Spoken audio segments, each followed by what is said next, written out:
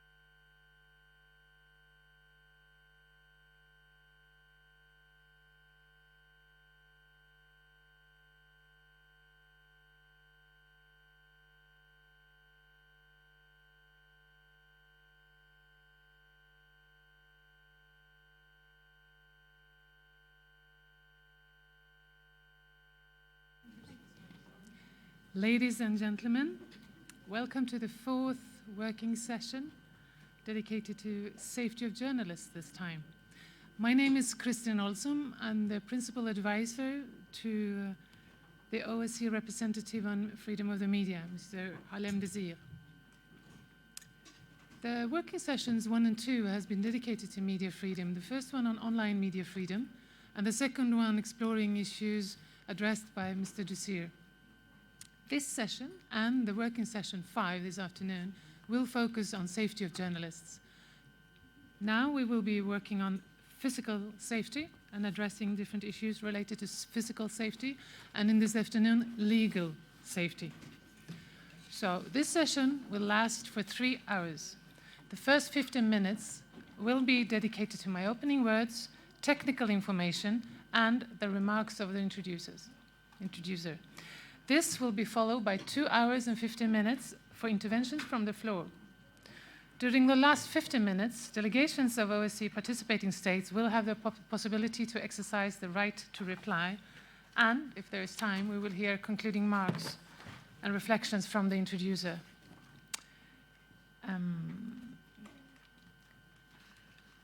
There is a speakers list behind me, and if you would like to sign up to the speakers list, it's still open for possibilities. I want to remind you that participants can only speak in the capacity which they are registered. Only entities registered on the speakers list can take the floor. And I urge all participants to respect the seating during the whole session. Live streaming of 2019 HDIM is available, I think, somewhere. Please remember that no audiovisual recording can be performed without the subject's explicit consent, permission. So now, allow me to quote the distinguished revolutionary that we met this Monday, Mr. Lech Walesa, he's apparently, he's been part of changing the world, and he gave us all an advice, and the advice was, build on the values that you can agree upon. And this, in December last year, the OSCE participating states did agree upon common value. You did agree upon the ministerial decision on the safety of journalists. So this is a value, a shared value to build upon that we will address today. And as the annotated agenda suggests, this can be an opportunity for you now to start discussing recommendations on how to implement this decision. what can participating states do, and in what way can they work with other civil society, with the industry, with the intergovernmental organizations, and so on. Please use this opportunity for constructive suggestions and recommendations. And as the representative of Freedom of Media, Mr. Desir, said yesterday, there are many things that can be done. So let me introduce the introductory speaker today, who will explore this and give us food for thought to work on. Mr. Tarlach McGonigal is the professor of Media Law and Information Society at Leiden Law School, and he's a senior researcher at the Institute of Information Law at the Amsterdam Law School. He is a founder and co-chair of the Working Group on Human Rights in the Digital Age in the Netherlands Network for Human Rights Research. He specializes in and has published widely on a broad range of topics related to international and European human rights law. In particular, freedom of expression and minority rights, media law and policy, media pluralism, journalism, digital media, online disinformation, and hate speech. He writes expert studies for various branches, such as Council of Europe and OSCE and other IGOs and NGOs. And he's been the rapporteur of the Council of Europe's Committee of Experts on Protection of Journalism and Safety of Journalists. And in 2018, he was centrally involved in the drafting of the OSCE High Commissioner on National Minorities Tallinn Guidelines on national minorities and the media in the digital age. I give the floor to Dr. Tarlach McGonigal. Thank you very much. We need journalists. Every democratic society needs journalists. We need journalists to be at their best and to do what they do best, leaving no stone unturned as they strive to provide us with accurate and reliable information about matters that are important to us as a society. We need them to serve as public watchdogs, barking and snarling at any whiff of corruption or abuse of power. Journalists need a range of legal protections in order to fulfill those roles, with guarantees for their safety as the absolute baseline of that protection. After all, journalists often have to operate in dangerous situations or battle against resistance and hostility that manifest themselves as threats and/or violence. But if the democratic purpose of journalism is so clear, and if we need journalists so badly, why are we here? Why are we here discussing, or why are we still here discussing, threats to the safety of journalists and shortcomings in the system of legal and practical protection for journalists? And why are we still discussing them with such urgency? This belies the constant efforts of intergovernmental organizations and many national governments to protect and promote the safety of journalists. It's also all the more puzzling given the tireless, persistent work being done day in, day out, year out, by a whole range of free expression and media freedom organizations and human rights defenders. But we will need to keep discussing these issues with such urgency until such time as there is justice for the families of murdered journalists like Daphne Caruana Galizia, Jan Kuciak, Jamal Khashoggi, and Lyra McKee, and the masterminds and perpetrators of their murders have been prosecuted and convicted. We will be busy until threats and violence designed to muzzle our watchdogs have stopped. Now, I hope that today's session will help move us in that direction with a very constructive and forward-looking discussion on how to improve the safety of journalists across the OSCE region. I would like to introduce the session by pointing to some recent developments at the OSCE and Council of Europe levels, which I hope will provide an impetus for continued reflection and action. The OSCE has produced two milestone documents dealing with the safety of journalists in the past year. First of all, decision number 318, Safety of Journalists, which was adopted, as already mentioned, by the Ministerial Council on 7th of December 2018. The second is the Tallinn Guidelines on National Minorities and the Media in the Digital Age, which were issued by the High Commissioner on National Minorities in February 2019. I'll explore each of these now in turn. In its decision number 318, the OSCE Ministerial Council calls on participating states, first of all, to fully implement all OSCE commitments and their international obligations related to freedom of expression and media freedom. It also calls on states to bring their laws, policies, and practices into line with those commitments and obligations and to review them and, where necessary, revise them. So this is about laws and practice being effective. Ending impunity for crimes against journalists is rightly singled out as a key element in preventing future attacks. The decision also addresses the broader political and societal context in which impunity can emerge. When political leaders and public officials fail to outrightly condemn all threats and attacks on journalists, including, and importantly, female journalists, impunity gains its first foothold. The decision also repeats familiar but nonetheless important calls for awareness raising and training initiatives on the safety of journalists and for defamation laws to be aligned with international standards on freedom of expression. Now, all of the substantive provisions just mentioned are largely covered in other international instruments, including, in particular, the Council of Europe's Committee of Ministers recommendation from 2016 on the protection of journalism and the safety of journalists and other media actors. So what then, you may ask, is the added value of this OSCE Ministerial Council decision? How can it be seen as a milestone? Well, the decision contains a number of provisions that are either novel in their own right or novel in the specific detailed way they're developed. For instance, it calls on participating states to urge the immediate and unconditional release of all journalists who have been arbitrarily arrested or detained, taken hostage, or who have become victims of enforced disappearance. This should be a routine reaction. It also calls for the establishment or strengthening, where possible, of national data collection, analysis, and reporting on attacks and violence against journalists. Such an initiative would yield valuable insights into the scope of the problem. The call to refrain from arbitrary or unlawful interference with journalists' use of encryption and anonymity techniques may seem a modest statement, but it can be very important in practice.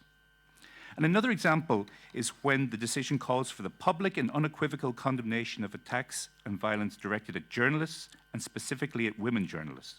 When it does so, it spells out the different types of attacks and violence involved. Now, this itemization is very confronting, but also very revealing. And it continues the hard and very important work being done on the SOFJO, Safety of Female Journalists Online campaign over the past few years. This campaign has been doing pioneering work, namely the specific safety-related naming the specific safety-related threats to the work and lives of female journalists, unpacking the different layers of harm and brutality, and educating and warning about the dangers they pose. Secondly, the Tallinn Guidelines on National Minorities and the Media in the Digital Age stress the importance of the safety of journalists, even though it's not their central focus. The guidelines aim to foster robust public debate in which everyone, including persons belonging to national minorities, can participate effectively and without fear. They recommend that states put in place and implement effective systems of legal and practical protection to guarantee the safety and security of everyone wishing to participate in public debate. With their focus on the digital age, the Tallinn Guidelines remind us that public debate today is shaped by a range of actors, journalists, but also other media actors such as citizen journalists, NGOs, academics, bloggers, whistleblowers, fact-checkers, ordinary individuals, and so on. This realization has prompted international and European human rights law to embrace an expansive understanding of journalism and public debate. So the Tallinn Guidelines underscore the importance of safety of journalists as a key feature of the enabling environment for freedom of expression and media freedom that states must ensure. If I turn next to the Council of Europe, I wish to flag two reference points. First of all, the Committee of Ministers recommendation, mentioned already, remains a key reference point. It offers detailed guidance to states organized around four pillars. First of all, prevention. This deals with the legislative framework and calls for an ongoing review of laws and practice. Then there's protection.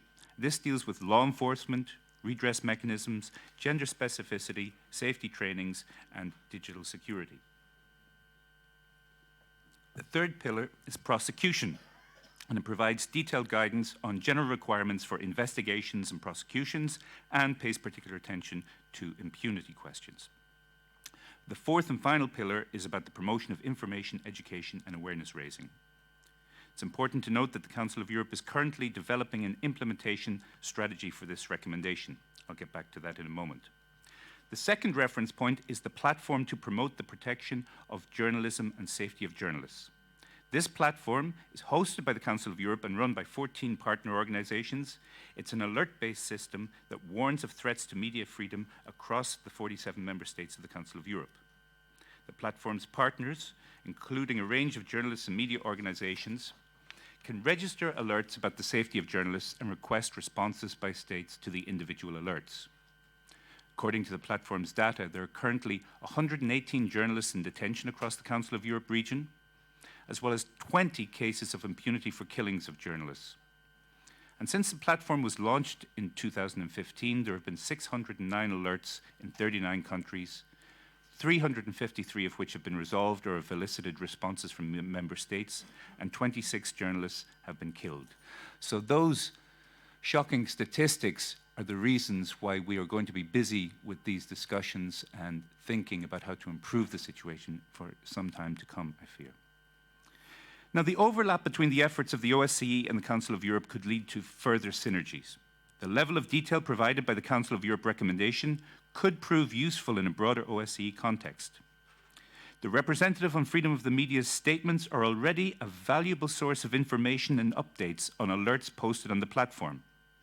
And it would be very much in the spirit of Decision 318 if OSCE member states, participating states, were to be more responsive to the alerts on the Council of Europe's platform, because this contributes meaningfully to a constructive dialogue on concrete threats to journalists and the media. There's much room for cross-fertilization of best, good, and promising practices in implementation strategies. Think of, for example, legislative and administrative innovations, helplines, hotlines, legal aid, emergency funds, police protection, safe houses, multi-stakeholder involvement in inquiries into cases of impunity, and so on. In the Netherlands, the coordination of many of these activities through a dedicated steering group on aggression against journalists has yielded important results. Concluding then, the point is frequently made that we already have the international and European standards to deal with these issues. These standards have recently been fortified by 2 new OSCE texts. But the question persists. Do we also have the political commitment to implement those standards effectively? The adoption of decision number 318 must count for something. But the political challenge is now to ensure that the document becomes a roaring tiger and not a paper tiger. The decision comprises 14 points. It's short and sharp, clear and uncompromising. It's a no-nonsense document, and follow-up by participating states ought to be equally no-nonsense. How could this be achieved? Well, here's an open invitation to all of you to share, already in the forum today, the best practices from your own countries and organizations. I think this would help us to take the discussion forward. I return now to my opening words. We need journalists, and journalists need us, especially on days like today, at gatherings like this, when there is an energy and a potential for cooperative, creative action that we can galvanize. We need journalists to be at their best so that they can do what they do best. And I'm sure they would say precisely the same about us. Thank you. Thank you, Professor McGonigal, for exploring a combination of legal and political and practical measures that we can build on the discussion. I will now open up for the floor, and I'd like to remind you to please try to start with the recommendations. Very helpful if you start with the recommendations in your statements. The speaking time is limited to 3 minutes. 3 minutes. All interventions should be presented in meaningful, orderly, and respectful manner, observing the time limit and focusing on recommendations related to this topic. Please keep comments brief and to the point, starting with the recommendations. And criticism is welcome, but should be constructive. And remember that statements can be distributed via the documentation distribution desk to ensure the flow of documents that reflecting the discussion. I want to remind the participating states that you can raise point of order on procedural grounds only.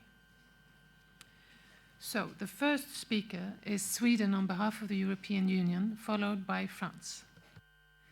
Thank you, Madam Chairperson. I speak on behalf of the European Union.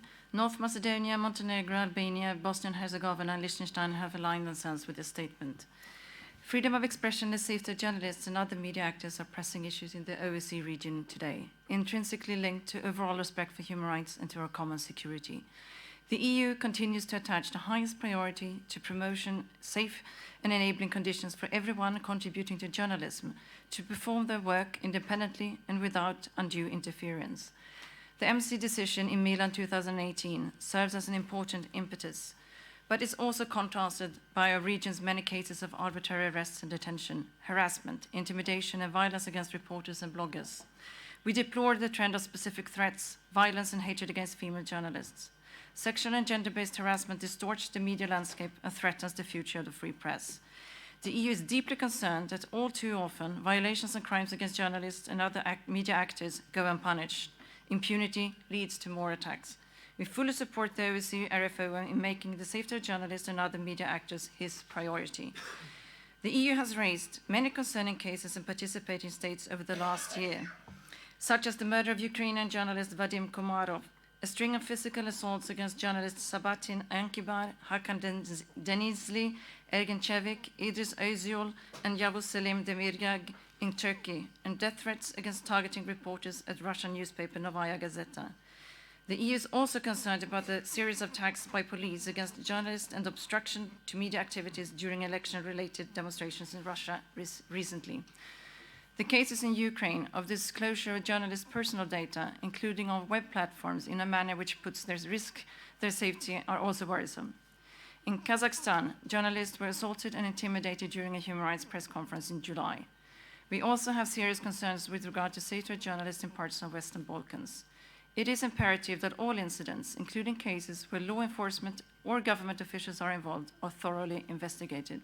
No one is immune to shortcomings. For our part, the EU remains committed to addressing them and working closely with the RFOM. The physical, legal, and digital safety of journalists and other media actors is closely linked to the overall standing of the press freedom of expression in our society. They are not separate issues. We must be concerned about the growing climate of denigration, delegitimization, and constant accusations against media actors. Normalization and indifference of attacks against journalists is a great danger to them and fundamentally to democracy itself. In conclusion, we put forward the following recommendations to participating states.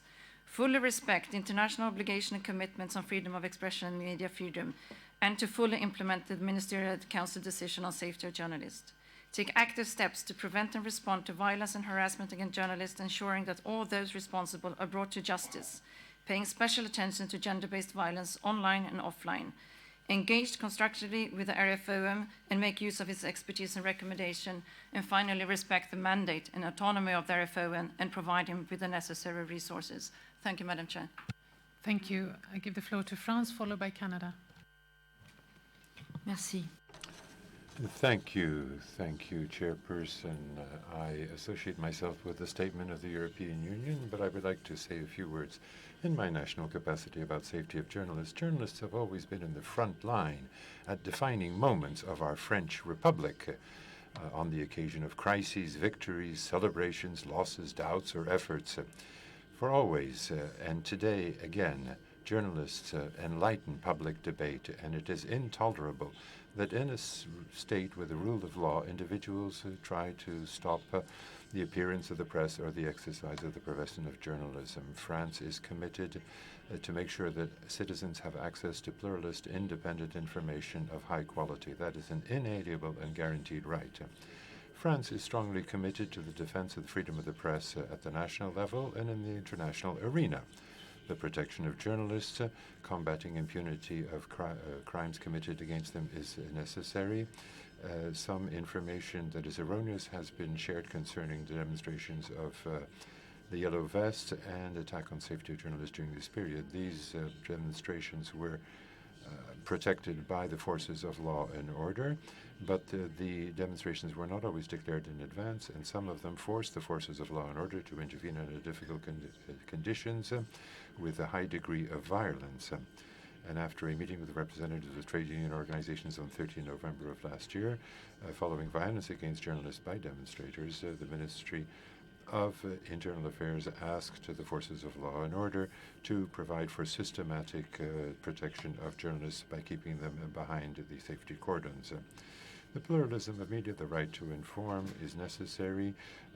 We are confronted with manipulation of information, in particular online, and more support by states to make sure that reliable and verified information is provided and necessary. Internationally, we're fully committed to combating against the impunity of crimes against journalists, and it is at the initiative of France that 2 November was declared the International Day to bring an end to impunity of crimes committed against journalists by the United Nations. In conclusion, I would like to recall that France is fully attached to the freedom of expression and the safety of journalists. We welcome the strong stress put by the representative Harlem Desir on the safety of journalists, and we fully support his activities. The work of the representative on freedom of the media is more necessary than ever before. Thank you.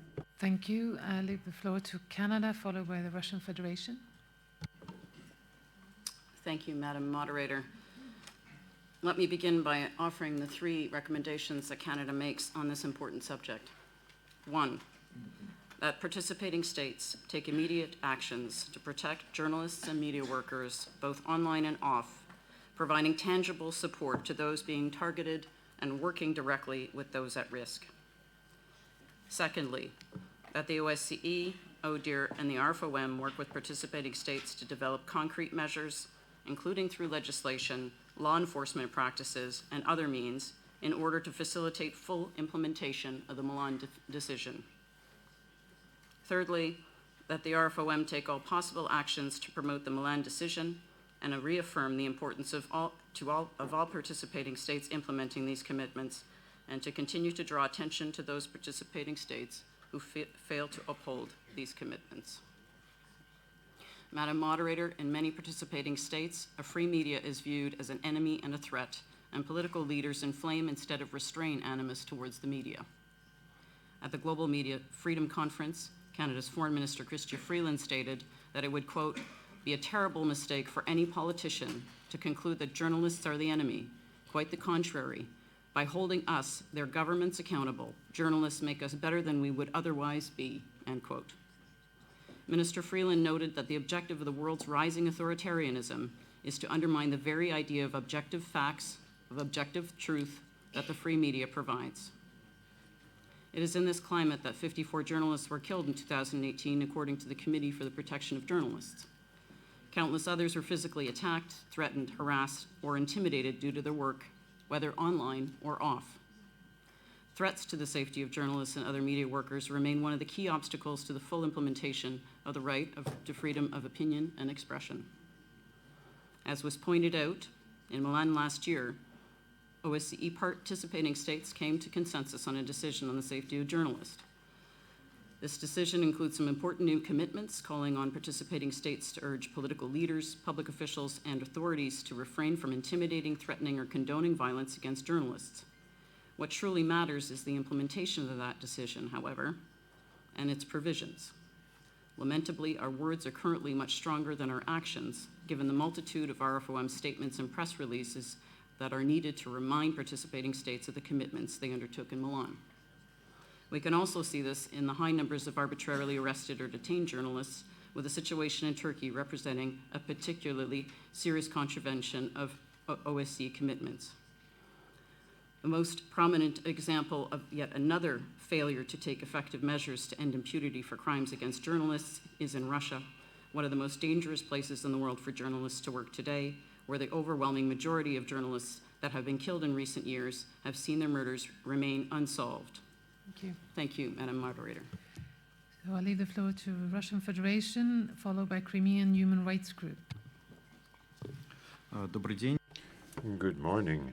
Despite the fact that the international community has adopted certain measures, the situation of safety of journalists leaves much to be desired. Their rights are often flagrantly ignored. Their lives and health are under threat. With frightening regularity, we hear reports of the death or wounding of journalists in various countries.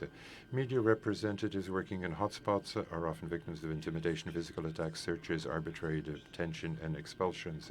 Quite often, their equipment is taken away or destroyed.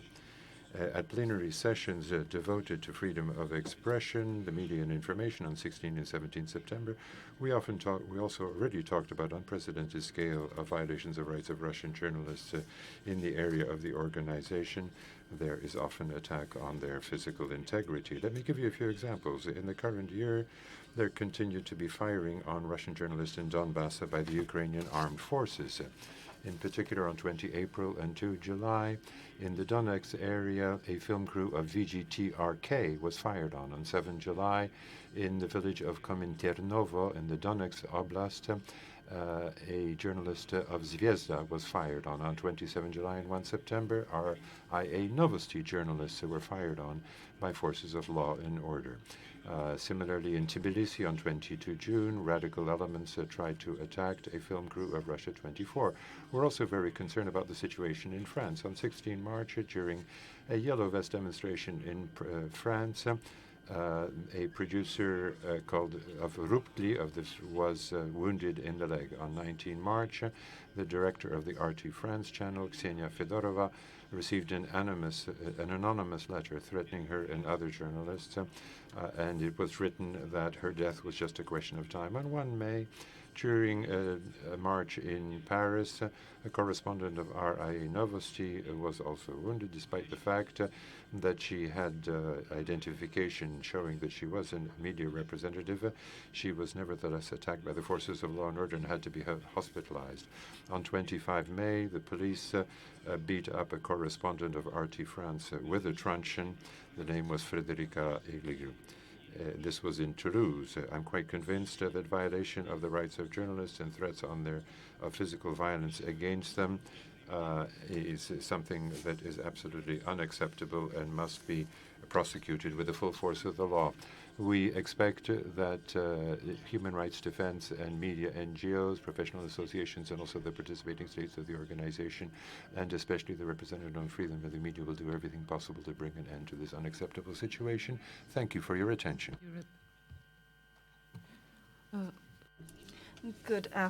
Good morning. In my statement this morning, I would like to draw attention of participating states to the systemic violation of the rights of journalists in the Crimea in the Russian Federation. Over the past 5 years, we have gathered over 300 cases of intimidation of journalists in Crimea. This is physical attacks, torture, arbitrary arrest, threats, searches, and psychological pressure. Dozens of cases against journalists and bloggers only for their use of freedom of speech. Against journalist Jemenka, he was charged because he did not agree with the occupation of Crimea. They are on the list of terrorists and extremists. This is completely unjustified. Also, Nikolai Semina is on that list, who had a suspended sentence for saying that Crimea is Ukrainian. In March, the Crimean Tatar journalists were also arrested. Zybekiev Arifmetov said that they were tortured, but the Russian Federation authorities are not looking into these claims. Crimean Solidarity on its site also publishes human rights violations in Crimea on a regular basis on the persecution of Crimean Muslims, Ukrainians, and the Ukrainian Orthodox Church. In 2013, the coordinator of this work, Alfeyev, was put behind bars, and he's still in prison. In May of this year, the Crimean Solidarity Crimean Tatar journalist, Mr. Nazarbayev, were also charged with extremism on top charges. Russia is persecuting these people. We have information on at least 13 administrative cases against Crimean journalists and bloggers, and they are facing 10 days in jail or very high fines. Also, 3 journalists were banned from traveling to Crimea for 10 years, also unjustified. Mr. Khalivov was put on the international wanted list, claiming that he was part of a Crimean Tatar battalion. All of this unjustified. There are no clues. There is no evidence. But the Crimean courts are also involved in this. The Russian Federation is violating a whole range of obligations of the OSCE, including ensuring the safety of journalists, which was passed in Madrid in 1883 and Helsinki in 1975. And in Vienna in 1989. We demand that the Russian Federation should free all of the arrested journalists and to stop the intimidation against journalists in Crimea. And we would like to say that the OSCE should put pressure on the Russian Federation so they should stop the persecutions of journalists in Crimea. Thank you. Europe, followed by the United States of America. Madam Moderator, thank you. Our introducer has already described some of the tools Council of Europe possesses to assist member states in securing a favorable environment for journalists. And Council of Europe is currently expanding these tools and fast-tracking their implementation, as the issue of safety of journalists and other media actors has been identified as a priority area of work for the Council of Europe by the Secretary General. The already mentioned recommendation on the protection of journalism and the safety of journalists provides detailed guidance on how to ensure the protection of journalism and the safety of journalists and other media actors through prevention, protection, prosecution, and promotion of awareness. In 2018, Council of Europe adopted an implementation strategy and implementation guides to these recommendations. The implementation guide explains and provides context to the recommendation, including the European Court for Human Rights jurisprudence on which it is based, and establishes indicators against which progress in the implementation of the recommendation can be assessed. The implementation guide will be published by the end of 2019. In November 2018, the Committee of Ministers agreed to place the safety of journalists as an urgent issue to address during the 2020 Conference of Ministers responsible for media and information society that will be held in Nicosia, Cyprus, and to secure at that time Member States' commitment to adopt dedicated national action plans. Ahead of the ministerial conference, a document outlining the urgent need to adopt national action plans has been produced and lays out the characteristics that such action plans should have and possible action points for the prevention, protection, prosecution, and awareness raising. Following the prospective adoption of the resolution on the safety of journalists during the 2020 Ministerial Conference, Council of Europe will produce guidelines for Member States expanding on the possible action points to include in national action plans. Thank you. Thank you for this constructive contribution to implementation of the OSCE Ministerial Council decision on safety of journalists. Give the floor to United States of America, followed by Sputnik International News Agency. The United States welcomes this special session on the safety of journalists. This topic we are sadly familiar with. Just over a year ago, 5 employees of the Capitol Gazette were gunned down in Annapolis, Maryland, just 30 miles from the U.S. Capitol building.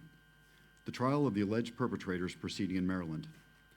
During the first half of this year, OSCE representative on the freedom of media, Harlem Desir, documented more than 90 attacks and threats against journalists in the region, including 1 bombing, 3 shootings, and 7 arson attacks. Representative Desir found that there has been no credible accountability for 85% of the 400+ murders of journalists in participating states over the past 25 years. At the December 2018 Milan Ministerial, all 57 participating states committed to improve the safety of journalists. Attempts to silence the voices of media through intimidation and violence must not be accepted or ignored. The United States condemns Russia's investigation of RFE-RL contributor Svetlana Prokopieva for purportedly justifying terrorism. It's unacceptable that Russian authorities have taken steps to lock her out of the Russian financial system. Moscow also regularly uses the legal system to imprison journalists critical of the government, including Dagestani editor Abdulmumin Gadzeyev and Sochi journalist Alexander Velov. In Russia-controlled eastern Ukraine, RFE-RL contributor Stanislav Aseyev has been held captive by Russian-led forces since 2017. Blogger Nariman Mehmedimov from Russian-occupied Crimea is one of the dozens of Crimean Tatars wrongly imprisoned on terrorism charges for opposing the occupation. We note that this marks the 15th year and the anniversary of the killings of American journalist Paul Klebikov in Moscow. It is disappointing that neither the perpetrators nor those who might have ordered his killing have been brought to justice. In Azerbaijan, the continued harassment of investigative journalist Kadia Ismailova illustrates the authorities' efforts to silence independent media. Earlier this year, Turkey witnessed a spate of violence against journalists with attacks ranging from beatings to shootings. The United States condemns the physical assaults on Yavuz Demiraj, Hanikan Denizli, Ercan Çevik, Murat Alan, Sabahattin Onikibar, and Idris Otsal, all which took place within a matter of weeks. We urge Turkish authorities to undertake independent investigations into these attacks and to hold the perpetrators accountable. Vadim Komarov, an investigative journalist who unearthed corruption in his native Ukraine, was savagely beaten into a coma and later died. We expect a thorough and transparent investigation. We remain concerned about the deteriorating health of freelance journalist Azimjan Askarov, who is serving a life sentence in the Kyrgyz Republic for exercising freedom of expression. Thank you. Moderator, only by safeguarding freedom of the media can we safeguard democracy. Thank you. Give the floor to Sputnik International News Agency, followed by Malta. Здравствуйте, уважаемые. Good morning to all participants in the conference. I represent Sputnik Lithuania, and in our case, the threats against the safety of journalists come from the state. We have become accustomed to the fact that political leaders refuse to discuss things with us, that no consultations exist. I mean, this is old hat for this. But in Lithuania, we've gone to a new level. Special forces come to the homes of journalists and they carry out interrogations that have no official status.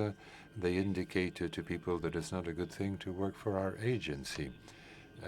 I mean, it's in the worst tradition of gathering dirt about people, talking to neighbors, telling them, you have a neighbor who's working for the wrong agency, and so on.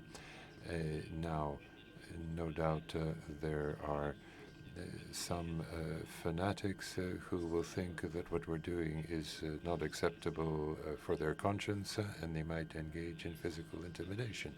Now, with the state acting this way, it must be called state terror. And I would like to ask the distinguished Lithuanian delegation, well, if you don't like Russia's policy, you are Russophobes, fine. Well, that's one thing. But here you're acting against your own citizens who work with our agency. I mean, this really amounts to state political terror. I mean, if you consider that you are sort of the last instance, well, what about the other point of view? It's really not up to the state to decide who's a journalist, who's not a journalist. That's the worst practice of totalitarian regimes. I mean, yes, it may have been terrible in the Soviet Union, but it really seems to me that we're going back to some of the worst moments of that period. So our recommendation, a call to Lithuania to cease to put pressure on Russian journalists, on journalists who work for Russian media on the territory of Lithuania, and also to free all political prisoners, especially Palietsky, who has been in a Lithuanian place of deprivation of liberty for at least a year now. Thank you. Speakers to speak in a respectful manner. I now give the floor to Malta, followed by Association of Tajiks in Kazakhstan.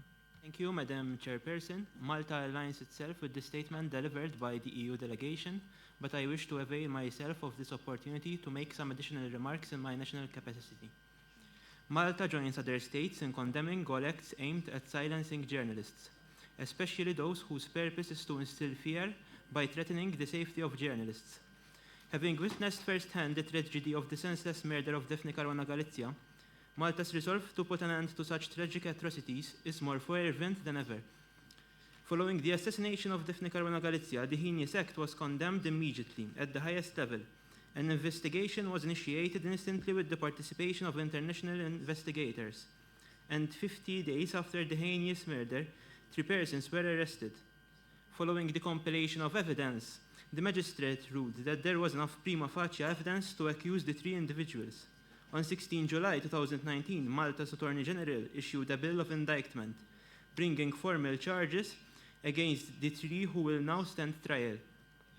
Malta is committed to concentrate all the necessary resources to ensure that no stone is left unturned in its pursuit to convict all persons who were behind the murder and to ensure that justice is served.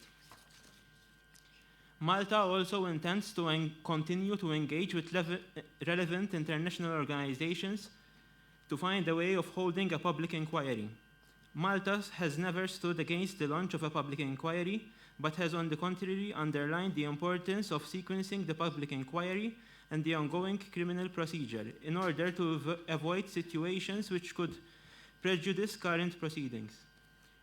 Malta is of the strong resolve that fighting impunity is an essential tool to deter any possible future attacks and to send a strong message in support of all journalists and their right to carry their work peacefully and without any fear of reprisals. The prevalence of attacks across the region without prejudice to any territory or region is a fitting reminder that more concerted efforts among participating states are required. Malta calls for the full implementation of the provisions agreed in the Milan decision on safety of journalists, and we stand ready to continue to build upon it to ensure that all necessary efforts and adequate attention will continue to be directed towards this important cause. Thank you. Thank you. I'm sorry for jumping on the bottom on you. I'll leave the floor to Association of Tajiks in Kazakhstan, followed by International Platform Global Rights of Peaceful People. Good morning, distinguished ladies and gentlemen. Madam Chairperson, my name is Kholek Etmakatov. I represent the Tajik Association in Kazakhstan. First of all, I wanted to say thank you to the OEC and to all of the staff of this organization for this forum's wonderful organization this year. Today's topic focuses on the freedom of expression. And I would like to speak on behalf of Tajiks living in Kazakhstan and to say that we do not agree with the fact that OSCE, such an authoritative organization whose aim is to provide for peace and security in the region, invites to this meeting members from the terrorist organization, the Party of Islam Renaissance, which call themselves to be the opposition.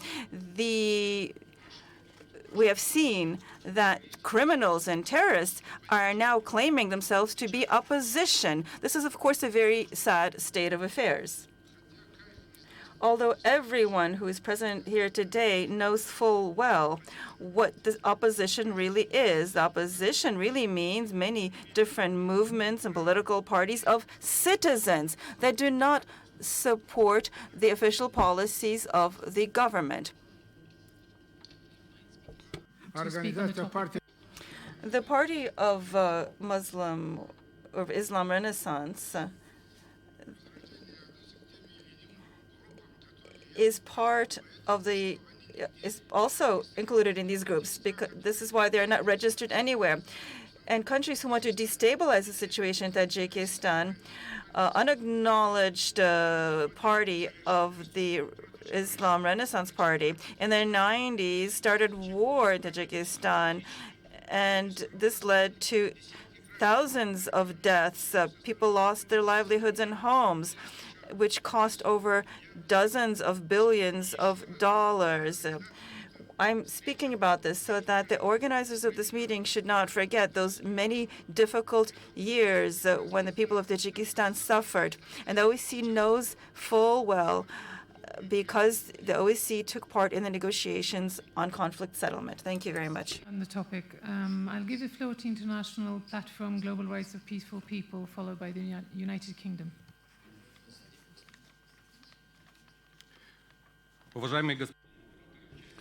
Madam Moderator, dear participants, Oleg Mazikov, I represent the International Platform Global Rights of Peaceful People, which is registered in Germany.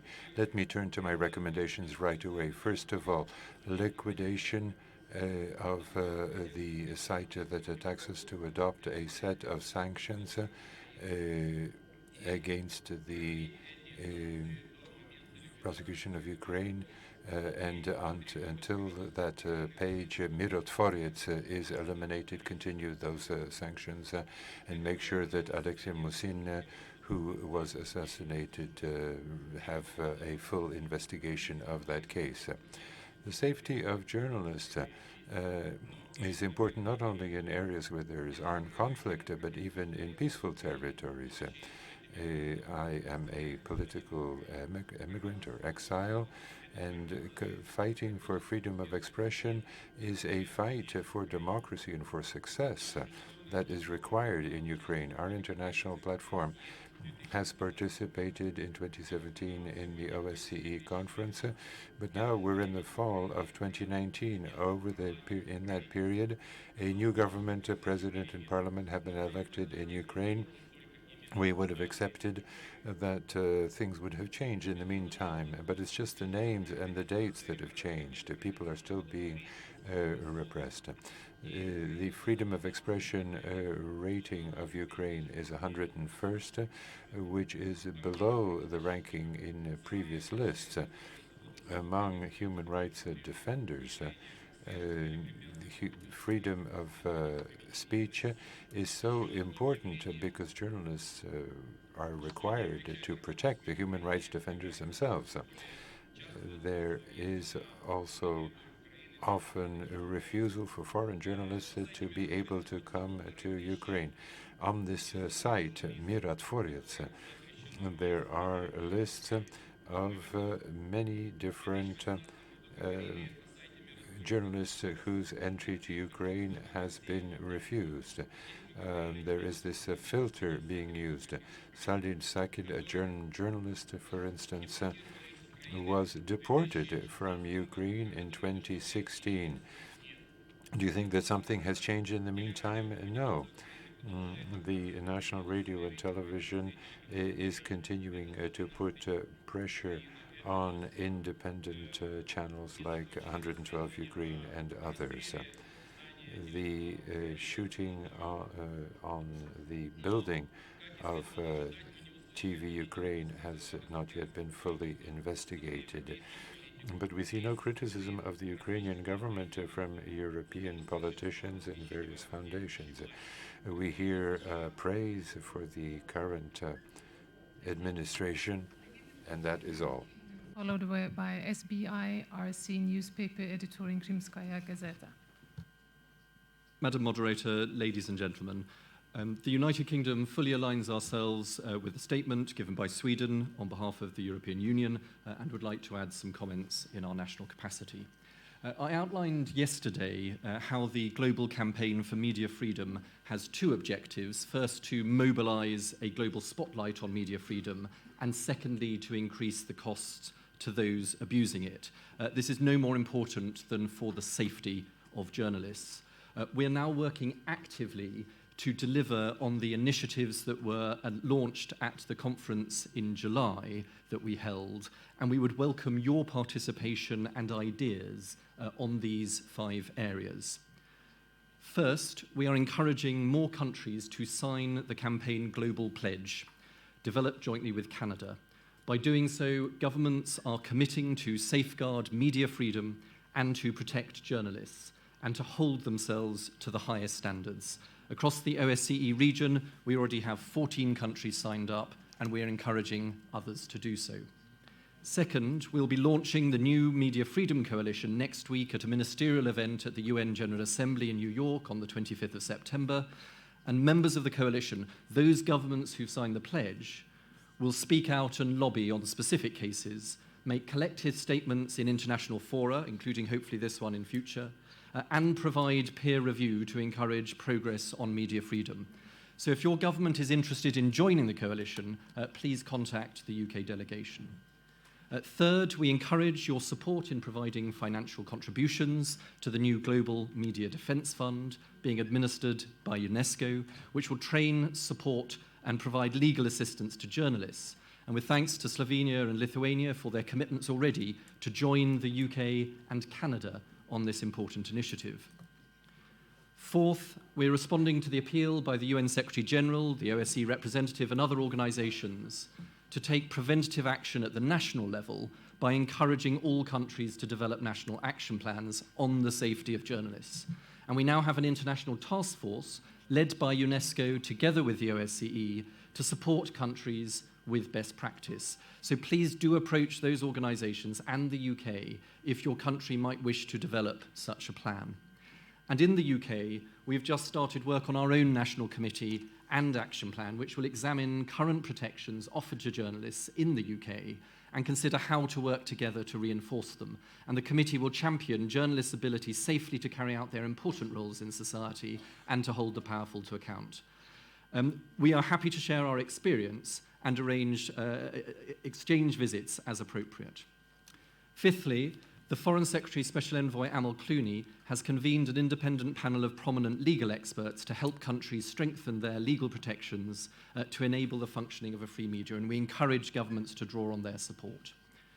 We're grateful to the OSCE representative, to civil society and journalists for their work to promote and protect media freedom, and we invite you to discuss these issues further at the side event being held today by the UK and Canada on legal safety of journalists, which will be at 6:15 in room 1 immediately after the afternoon plenary. Thank you.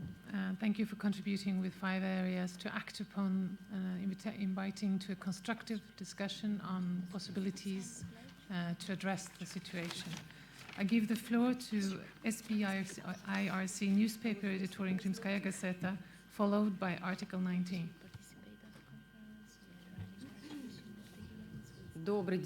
Good morning, Maria Volkonskaya from the Republic of Crimea. Today I would like to appeal to my colleagues to invite you to Crimea. You can come on a business trip to Crimea and you will be sure that you will be seeing all of the appropriate security measures. For the past 5 years, there have been no incidents that have threatened the lives or work of journalists, especially with regard to foreign journalists. And if anything happened, you would know it. It would be at the top of the news. We have very many platforms for inclusive materials. Please come to Crimea. We invite you. We have 150 international delegations who come to Crimea every year. These are NGOs and journalists and politicians. Our colleagues from the USA came recently, and they said that they wanted to come to see with their own eyes, to see the changes that have taken place over the past 5 years, because, as they say, you cannot count on the objectivity of American media. Now, with regard to the 5th year anniversary of the unification of Crimea of the Russian Federation, we have very many different guests from abroad.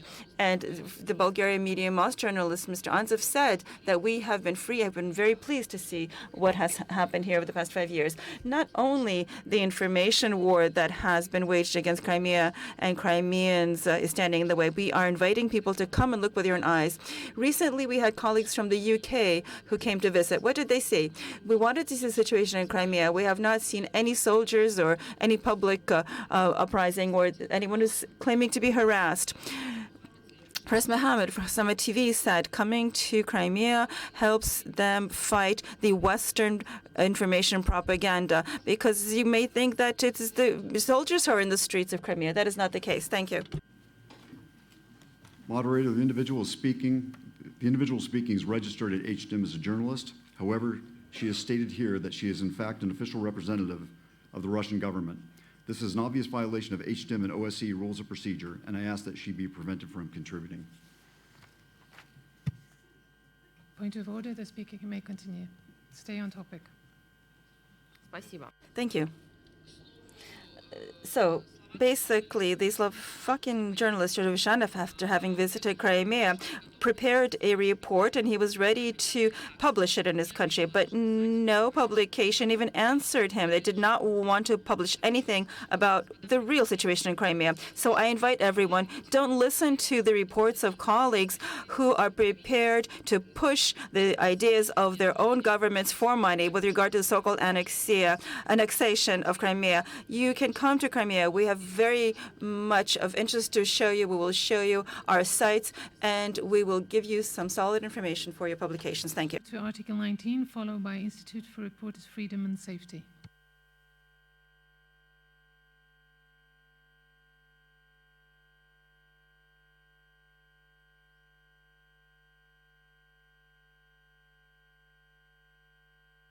Thank you. Article 19 welcomes the focus of HDIM on the safety of journalists and the important ministerial decision from last year, in particular its focus on the growing trend in which political leaders, public officials and authorities intimidate, threaten, condone or fail to condone violence against journalists. Despite these commitments, Article 19 is deeply concerned by the growth of highly intimidating rhetoric used by authorities at the highest level across journalists within the OSCE region. As you know, threatening and abusive rhetoric used by high-level authorities gives legitimacy to wider harassment of journalists and lays the way for physical attacks. In Albania, in June of this year, Article 19 joined an international press freedom delegation which urged the Prime Minister, Edi Rama, to desist from calling journalists trash. We received verbal assurances that he would no longer refer to them as such, and we will be carefully watching the situation in Albania, which takes the chair of the OSCE next year. In Serbia, journalists are often targeted as traitors and anti-Serbs online, often after anti-media statements by state officials and ruling party politicians, including President Vučić and MPs. We are particularly concerned by the trend where pro-government tabloid newspapers undertake concerted smear campaigns against independent and critical journalists following the statements of high-level authorities. This places these journalists at particular risk. In Turkey, as we know, journalists or independent journalists are often called traitors by members of the highest level of government, including President Erdogan. In certain cases, for example, in the case of Can Dündar, we know that his labeling of Can Dündar a traitor laid the path for an assassination attempt, which thankfully did not take place. We're particularly concerned by the ongoing targeting of independent journalists in the country. In Malta, prior to her assassination, Daphne Caruana Galizia received public abuse and harassment for decades. Her face was plastered on billboards. She was called a witch. Even after her brutal assassination, her family and human rights defenders continue to face reprisals from the government in their call for justice, and in particular in their call for a public inquiry. Defamation lawsuits continue to be taken posthumously against Daphne Caruana Galicia's family, including suits backed by the Prime Minister. There are accusations by government officials that Daphne's son, Matthew, is involved in the assassination plot, and there is the daily destruction of a protest memorial calling for justice in her case on the orders of the Minister for Justice, Owen Bonnici. As you are aware, under the terms of the Parliamentary Assembly for the Council of Europe's resolution on Malta, Malta has 1 week left to establish an independent, impartial public inquiry in line with Article 2 of the European Convention on Human Rights. The world's eyes are on Malta, and we urge the OSCE member states to closely monitor the implementation of the independent public inquiry. Thank you. Thank you for addressing an issue that is also one of the articles in the decision, Ministerial Council decision on safety of journalists. Give the floor to Institute for Reporters' Freedom and Safety, followed by Bewegung Gleiche Möglichkeiten für allen.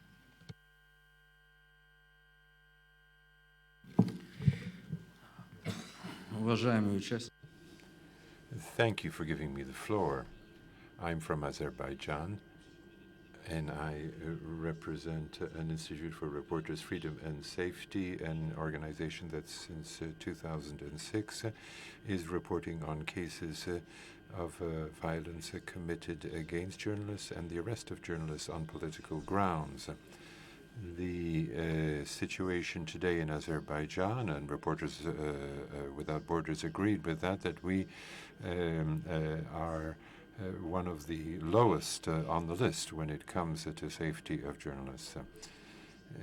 We don't have cases of assassination of journalists like Khashoggi in the consulate in Istanbul, but the Azerbaijan special services have started to kidnap journalists from third countries. Afghana Mukhtarli, for instance, was on the territory of Georgia and was conducting anti-corruption investigations there. But he was kidnapped by the special services and illegally taken to Azerbaijan. Azuli, Paul Aslanov, and several others were arrested, and those arrests were carried out by the anti-terrorist units of the forces of law and order. Today, the safety of journalists is really in the worst possible situation because year by year, we note as a national organization that we just can't manage to deal with the enormous flow of negative news about the situation of journalists. They're held hostage. Sometimes their family members are held hostage. Family members are arrested, detained, in order to get the journalist to write the right things. My brother, Ruslan Gusmainov, an anti-corruption journalist, was arrested thanks to efforts by OSCE participating states, and in particular the group of Friends on the Safety of Journalists. There was pressure put on the Azerbaijani authorities, and he was released. But in the meantime, the heart of my mother just broke in a hospital, and she died. She passed away before her son was released. I myself am in exile after a year of isolation in the Swiss consulate. I'm still not able to renew my passport because my citizenship has been stripped. I would appeal to the 15 countries that are members of the Group of Friends on Safety of Journalists to provide support to our NGO and other NGOs in Azerbaijan as they have done in Turkey. All of those countries that supported the Azerbaijani NGOs have essentially ceased to do that, and they're looking only at Turkey since the coup d'etat there, and they're forgetting about Azerbaijan. Please remember us. A bit squeezed over there on the left side, I'm afraid. I'm sorry, but I'd like to remind to respect the seating and try to have the representatives for civil society speak from the seat of the civil society, please. I'll give the floor to Bewegung Gleiche Möglichkeiten für Allen, and followed by Legal Media Center.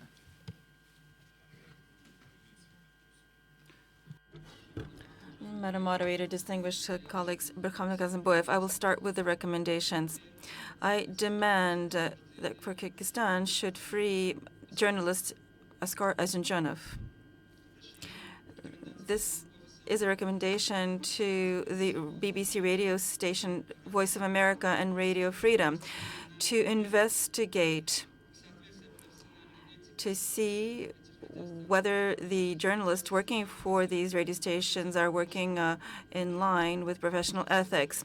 With regard to the cooperation of the Uzbek security services with the journalists of these radio stations.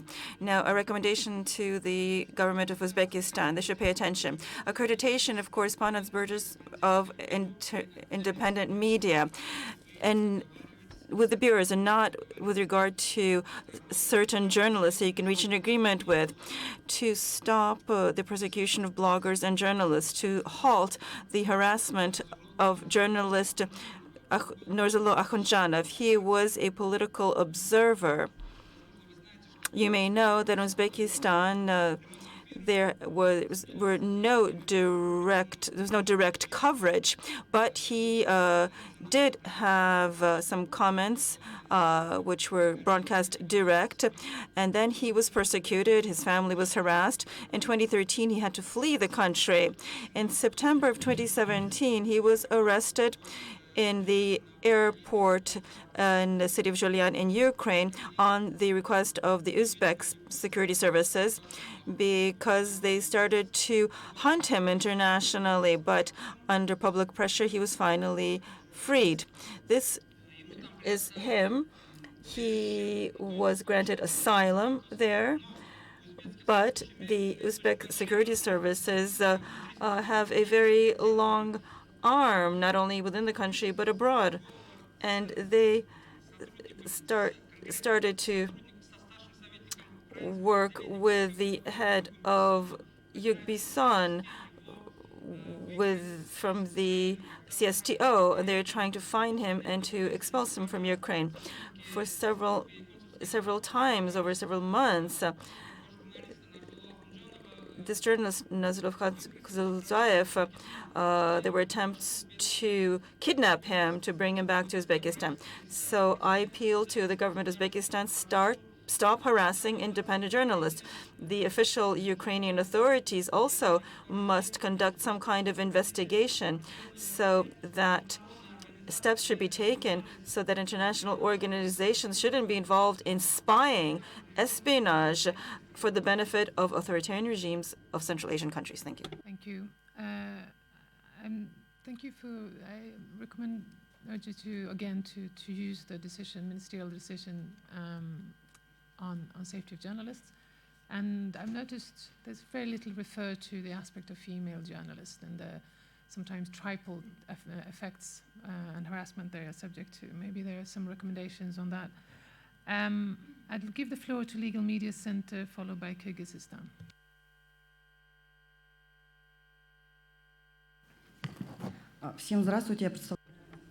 I represent the Legal Media Center, and I'm a member of a coalition to protect human rights defenders. We have a law concerning the safety of journalists. Now, there is an article therein about safety of journalists, but I've been working as a media lawyer for 15 years. I talk to journalists, I consult them, I protect them, and in 15 years there has not been a single case before the courts about journalists. And it's not because the rights of journalists in Kazakhstan are not violated, because even if there is a complaint, even if it's registered, the proceedings are never opened. So the article in question that allegedly protect journalists simply remains a dead letter. So the human rights bodies that are trying to protect journalists should be supported. There have been many cases in Kazakhstan when journalists have been attacked. Radio Zatik, for instance, is constantly subject to pressure and attacks. The prosecutor has refused to open any proceedings. He has been prevented from giving witness. The Human Rights Office, where a conference was held, in fact, ended up being a violent demonstration with women journalists having their smartphones taken away and broken. So please, let's have the OSCE intervene to make sure that the safety of journalists ceases to be a dead letter in Kazakhstan. Some journalists have been deported from Kazakhstan. Yes, there have been violations of immigration law, but there could have been warnings rather than expelling them for 5 years. And then there's Article 174 of the Criminal Code, because over 6 years, some 200 sentences have been handed down. Yes, we need something like that, but not in this form. The approach should be to investigate crimes that are associated with hate, that are genuinely hate crimes. The internet in Kazakhstan is perceived as a form of mass media. So this article should either be deleted from the criminal code or it should be applied only in the cases of actual hate crimes. Insofar as slander is concerned, there has been a promise 9 years ago that it would be decriminalized, and yet nothing has happened. That needs to be done. Thank you for your attention. News Agency.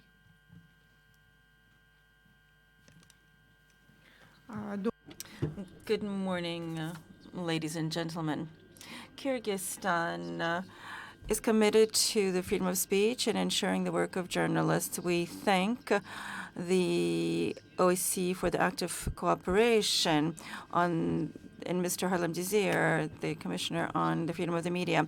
In Bishkek, there was a major international conference on the freedom of speech recently. Kyrgyzstan has undertaken all measures to ensure the safety of journalists, which are part of our laws. I wanted to note that under Article 20 of our Constitution, there are no bans on the constraints on the freedom of opinion. There is also an article on the protecting the professional activities of journalists.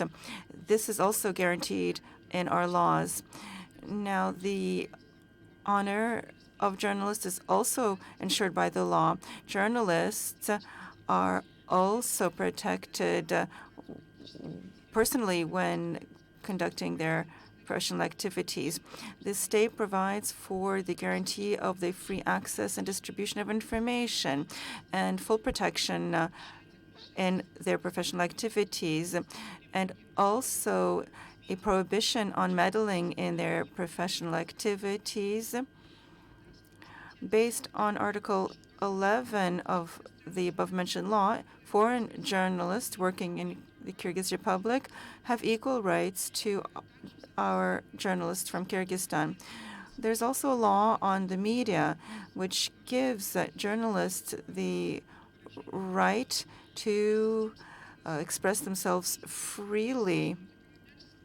Under this law, the threats, intimidation, and use of force against journalists are investigated by the appropriate state bodies of Kyrgyzstan. The guilty are punished, and if they are found guilty, they're sanctioned, and the victims are then compensated. We also have a law on the guaranteed and freedom of access to information. The state and public and private media are open to all in society, independent of the users of information. Free access is provided to periodicals and TV stations and the press. Now, media members can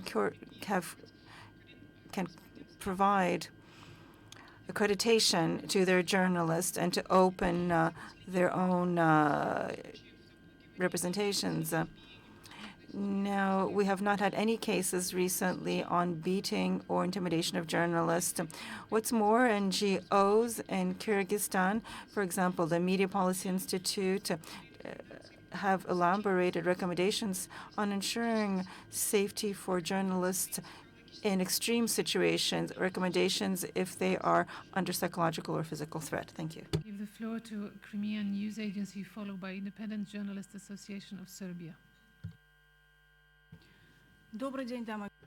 Good morning, ladies and gentlemen. My name is Leonomova. I'm a Crimean. I've lived all my life and worked in Crimea, and I've been a journalist for more than 20 years. It so happens that at the time of the Ukrainian Maidan, I was at the Maidan. I followed all of those events and the events that occurred after the Maidan and what happened in Crimea in connection with this. That was in the winter of 14. There were a lot of different journalists in Crimea, different journalists, Crimean, Ukrainian, Russian, foreign journalists, thousands of them. And I must say that at that time, not a single journalist, not a single professional journalist was subject to repression, was to expulsion, to being beaten or wounded, contrary to what has happened in the Philippines, in Iraq, and in the Donbass. Now, a professional journalist is an individual who collects information, processes it, and transmits it through the media, and has an ethical relationship to this effort. I mean, it needs to be registered. I mean, someone who simply has a recorder and states what she or he thinks on the internet, I mean, this is not necessarily a professional journalist. There is a legal standard that needs to be followed. That's the only way to protect the population from fake news. The media that are officially registered and professional journalists, I mean, they have legal accountability, responsibility for what they print or for what they say. At the present time, Crimea would like to be heard, and that is why the authorities of Crimea have opened up the borders to all journalists. At the time, a very large press center was set up in Crimea, and information was open to all, transparent for all, provided in equal amounts to anyone who wanted to take advantage of the information. And yet, despite this, and despite the fact that there were these very good professional working conditions, not all of the journalists were objective. There were some journalists who remained in their hotel rooms and drafted articles containing the so-called truth about what was happening in Crimea. I mean, that's not journalism. That's just a pack of lies. And unfortunately, such cases continue to occur.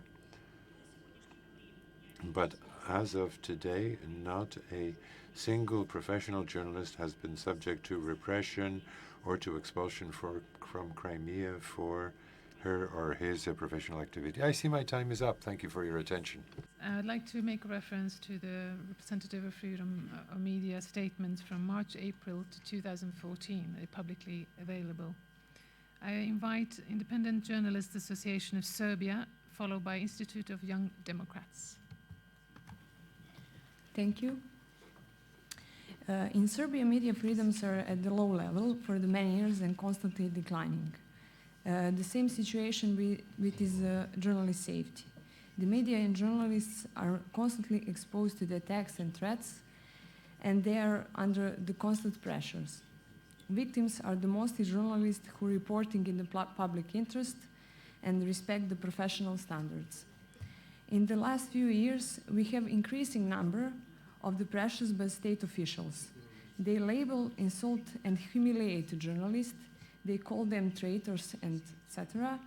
And in that way, they target them and jeopardize their safety, because after that, they become the target for many threats, especially via social networks. The same situation is with the smear campaigns through the pro-government media. In December 2018, happened one of the most serious cases in the last 10 years, maybe more. The house of the journalist Milan Jovanovic was set on fire with Jovanovic and his wife in it. The court proceedings in this case is ongoing, and one of the accused is, in that time, the president of the Grodska municipality. And he accused for ordering the attack. We will see what will happen at the end of the process. In December 2016, we and other 6 journalists in Media Association signed agreement on cooperation with Republic Public Prosecutor and Ministry of Interior, and established standing working group for journalist safety. I have to underline that that agreement and standing working group are one of the obligations provided by the action plan for the Chapter 23 in the process of EU integration of Serbia. I can say that we have some progress. We established mechanism for reporting cases of attacks and attacks on journalists through the system of contact points, and some cases were solved quickly, but we are not satisfied. The essential problem remains large number of unsolved cases.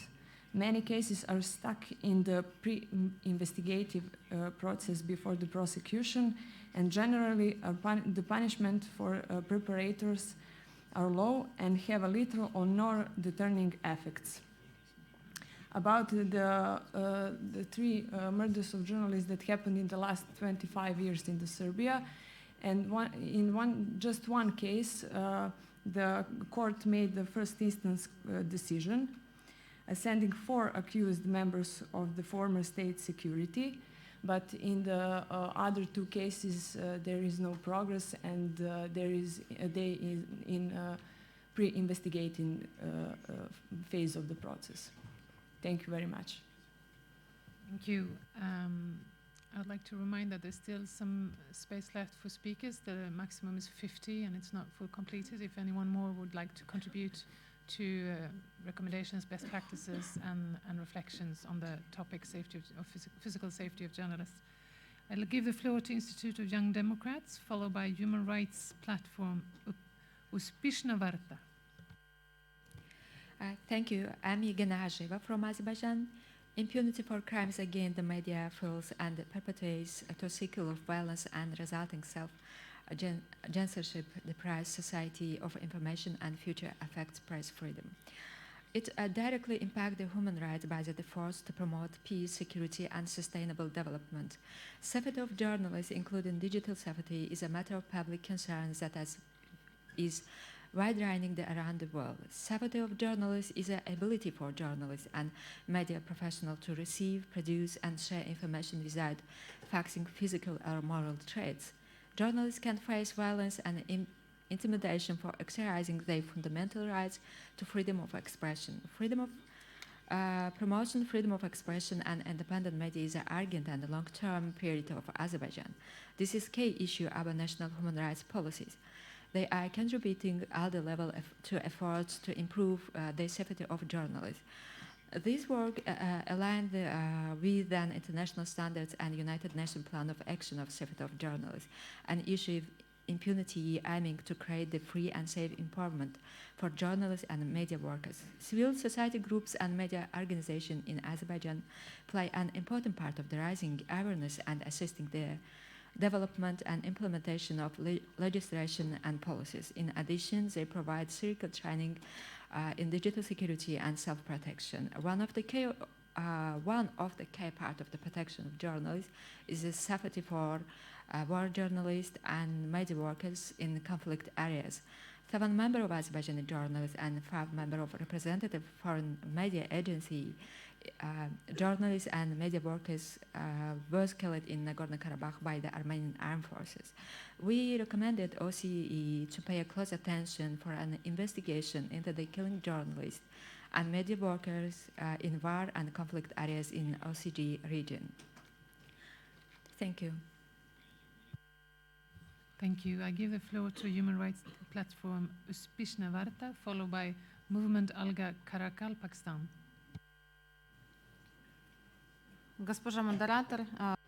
Madam Moderator, distinguished members of the participant, for 5 years in Ukraine there was a distinction between the right journalists and the wrong journalists.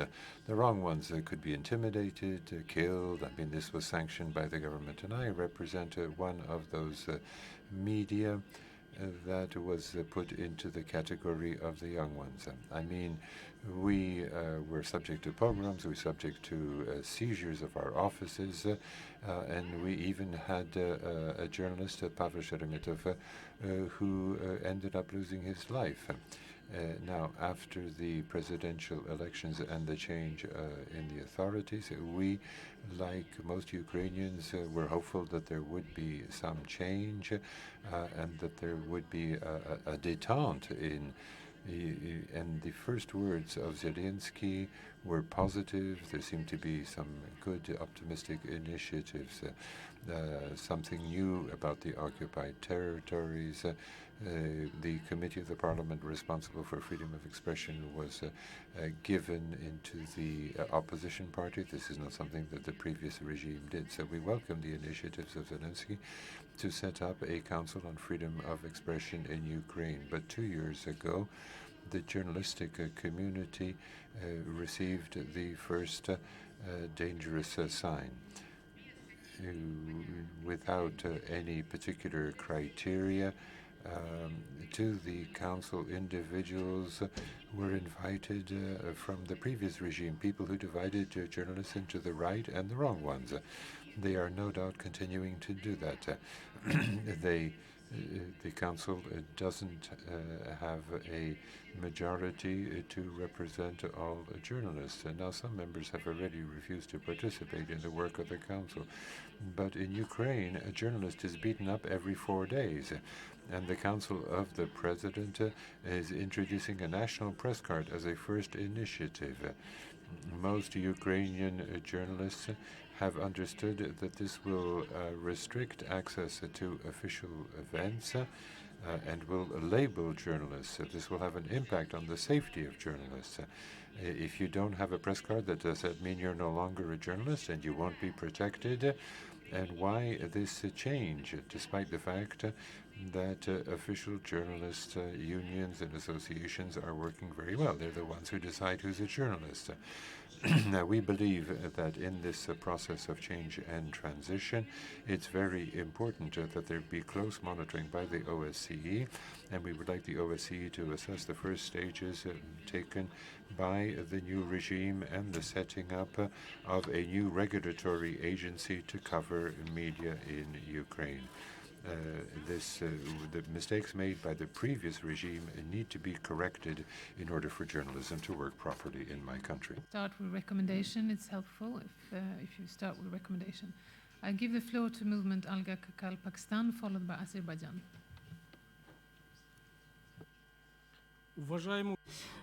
Distinguished participants, my name is Mr. Golayev from Karakalpakstan. In Karakalpakstan, journalists and politicians are facing death. And last year, we were to have here at this meeting a journalism student, Sarbinas Utyer-Birgenova, but she was beaten up, tortured, and detained by representatives of the state security of Uzbekistan, and this because she shot a film about violation of human rights in Karakalpakstan. In December of 2018, Sarbinas reported on a humanitarian disaster in Karakalpakstan, as a result of which entire communities, thousands of people, found themselves on rubbish heaps in Kazakhstan as a result of the occupation policy of the regime of Shavkat Mirziyoyev and the policy of expulsion of citizens of Karakalpakstan.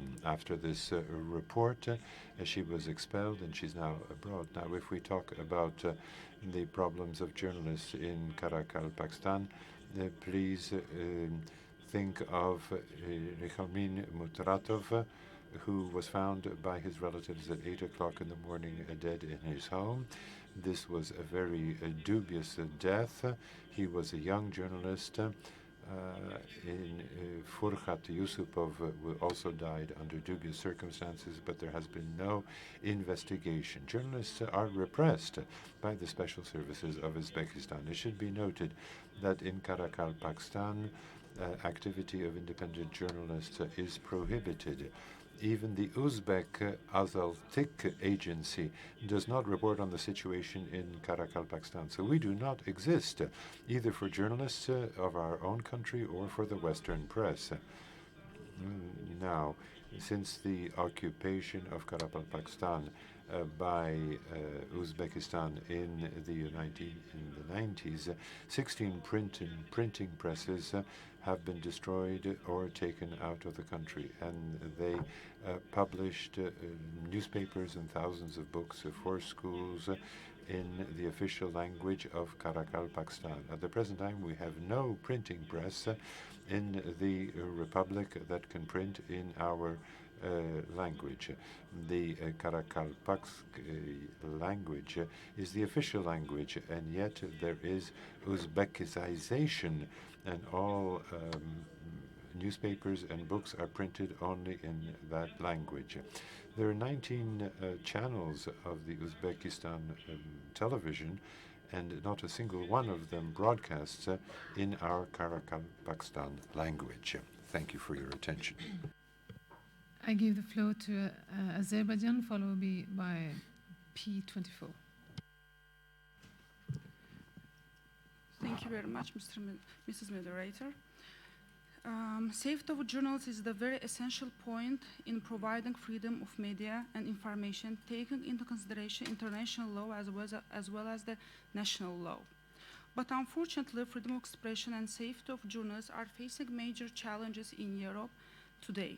In many countries, journalists and other media actors are facing threats, job insecurity, cheating, abusive use of defamation laws. Especially journalists, for their safety, have to be aware of laws when are intended to travel an uncontrolled area as well as the occupied territories. International law does not work territories that are not recognized by the international community. In this case, journalists must act in accordance with international law and national law. Taking into account all of these, I would like to emphasize unauthorized visits of journalists to Nagorno-Karabakh and 7 regions of Azerbaijan territory occupied by Armenia are considered illegal, unsafe for journalists well controlled by separatist regime. As all members here get already informed that did not recognize that so-called separatist regime, Azerbaijan pays special attention to the illegal activity in the occupied areas of the country. Baku has repeatedly warned journalists, calling them contradictory to international law as well as the domestic values, the democratic values, who based on the principle of Azerbaijan's law and freedom of the press respect the journalists' professional activities. Therefore, without allowance, Azerbaijani government, any journalist visits to uncontrolled occupied territory are threat of unsafety. Also, I would like to have a short technical note. I kindly recommend those delegations that include Azerbaijan in their statement to pronounce Azerbaijani names and surnames correctly. Otherwise, we don't understand on whom you have concerns. Thank you for your understanding. Thank you. I give the floor to P24, followed by Karkalpakstan News Channel. Madam Moderator, P24 is an Istanbul-based NGO aimed at promoting freedom of expression in Turkey. It regrets that an important component of its mission to defend independent journalism has been transformed into the task of defending independent journalists.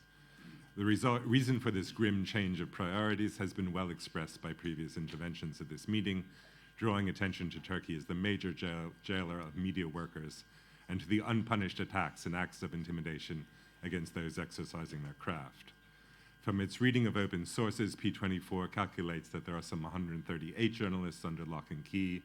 The empty chair at this meeting belonging to the Turkish delegation appears emblematic of a failure to listen and engage with the well-intentioned criticism of concern of traditional allies and respected non-governmental organizations. Although this session is concerned with the safety of journalists, it is no digression in an age of citizen journalists and social media to draw attention to the harm done to a society, be to the environment or to the prosperity of the nation, through the criminalization of those whose business is to investigate, comment, and report.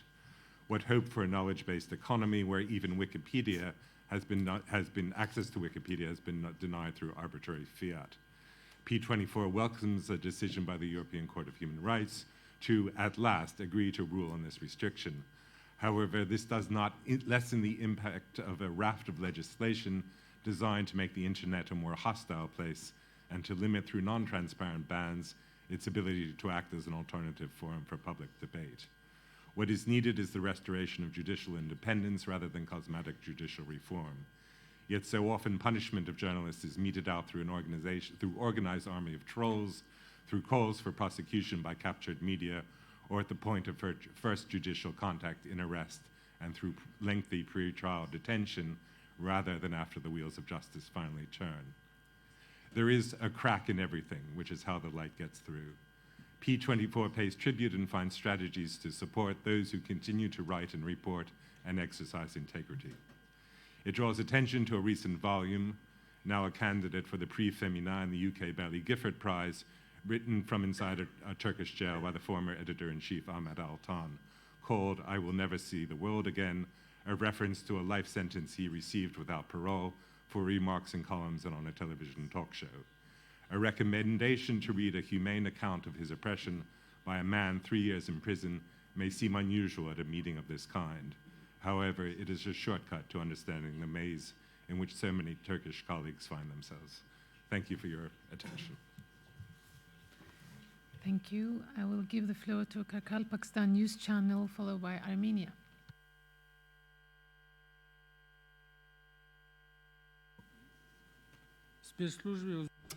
The Uzbekistan Special Security Forces are killing independent journalists in Karkalpakstan. This is a fact. 2 minutes are insufficient to list all of the murders ordered by the government of Uzbekistan. Today, a journalist in Karkalpakstan is both blogger and rights defender because the status of a rights defender gives a journalist some kind of protection by international human rights organizations. Our YouTube channels show how journalists are being persecuted. They are being under constant surveillance. They're spied on. Their taps are wiretapped. They have hidden cameras. They're all under house arrest, and there's absolutely no freedom of movement. The most glaring examples are the arrest, torture, and persecution of Amirbek Kurbanov, Telebek Uldashev.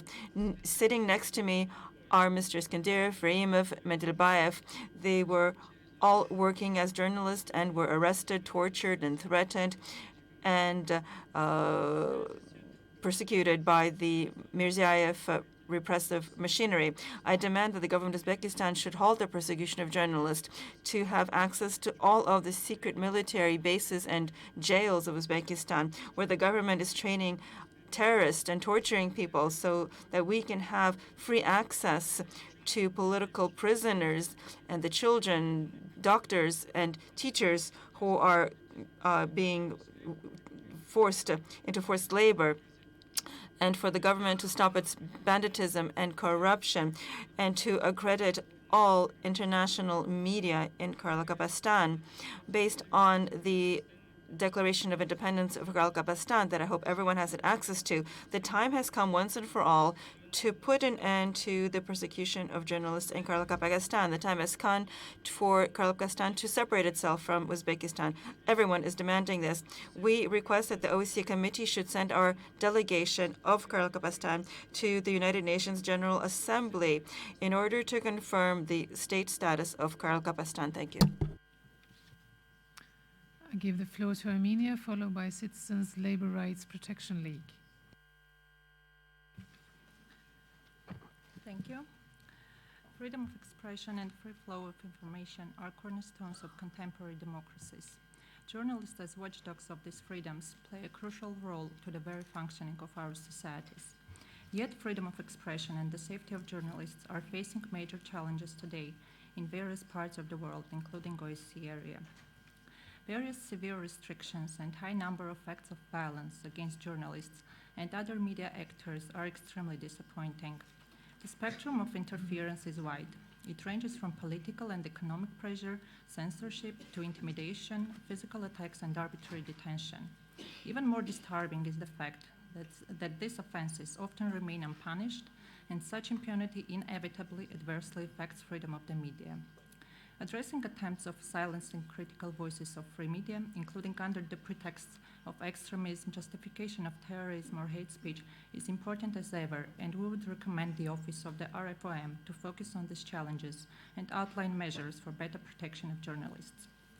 Promotion of freedom of media and freedom of expression should cover the entire OSCE region, including conflict areas. We are of firm conviction that independent and free media can play a positive role in times of conflict, through providing objective information, advocating peace and reconciliation. Impartial media reports conveyed from conflict zones serve a fundamental public interest. In the information era, images and news can have a decisive impact on the outcome of armed conflicts. Conflict areas should not be gray zones for realization of human rights, inter alia the right to seek, receive, and impart information regardless of frontiers. Harassment, criminalization, blacklisting, and other restrictive practices aimed at isolating conflict areas from outer world and prohibiting visits of journalists should be strongly condemned. In this regard, any attempt to deny access and criminalize visits of journalists and other media representatives to the conflict areas should be recognized as early warning signs which require early reaction, including reporting on those cases by respective international structures. Thank you. Thank you. I'll give the floor to Citizens Labour Rights Protection League, followed by Coordination Center for Freedom of Expression. Спасибо. Thank you. We have listened with interest to the speakers today, but no one has yet said that when we talk about journalists, who exactly you are referring to. We were hearing names of journalists who are not really journalists. We're in the 21st century, and anyone can create and disseminate information. And this kind of mess of so-called defenders have a selective approach, and they try to defend anyone and everyone. From Azerbaijan, we heard names of certain people, and amongst these lists are people, if they actually are journalists, then the heads of terrorist organization Agabat is also a journalist. He also disseminated videos. And there were also other lies about the death of a mother. That's not true, that his family is being persecuted, where his own brother is a highly placed officer of the security service. That person is continuing to live his life. Anyone can check up on this. Also, we had words about people investigating cases. We also said that certain investigators are representatives of civil society. If that is the case, then why are other whistleblowers, for example, like Assange or Snowden, being protected by journalist organizations? Many people are awaiting execution or are in jail. Freedom House or Article 18 or Human Rights Watch, all of these organizations will never defend such people. When Mr. Kashishi was so terribly murdered, some even said that in spite of the cruelty of this crime, he deserved to die. These organizations have a very high instinct of survival and self-protection, which is why they would rather save face than stop their activities. Thank you. Thank you for that. I'd like to remind that HTM is a venue to review the implementation of OSCE Human Dimension commitments. I'll give the floor to the Coordination Center for Freedom of Expression, and followed by Media Initiative Center. Здравствуйте. Меня зовут...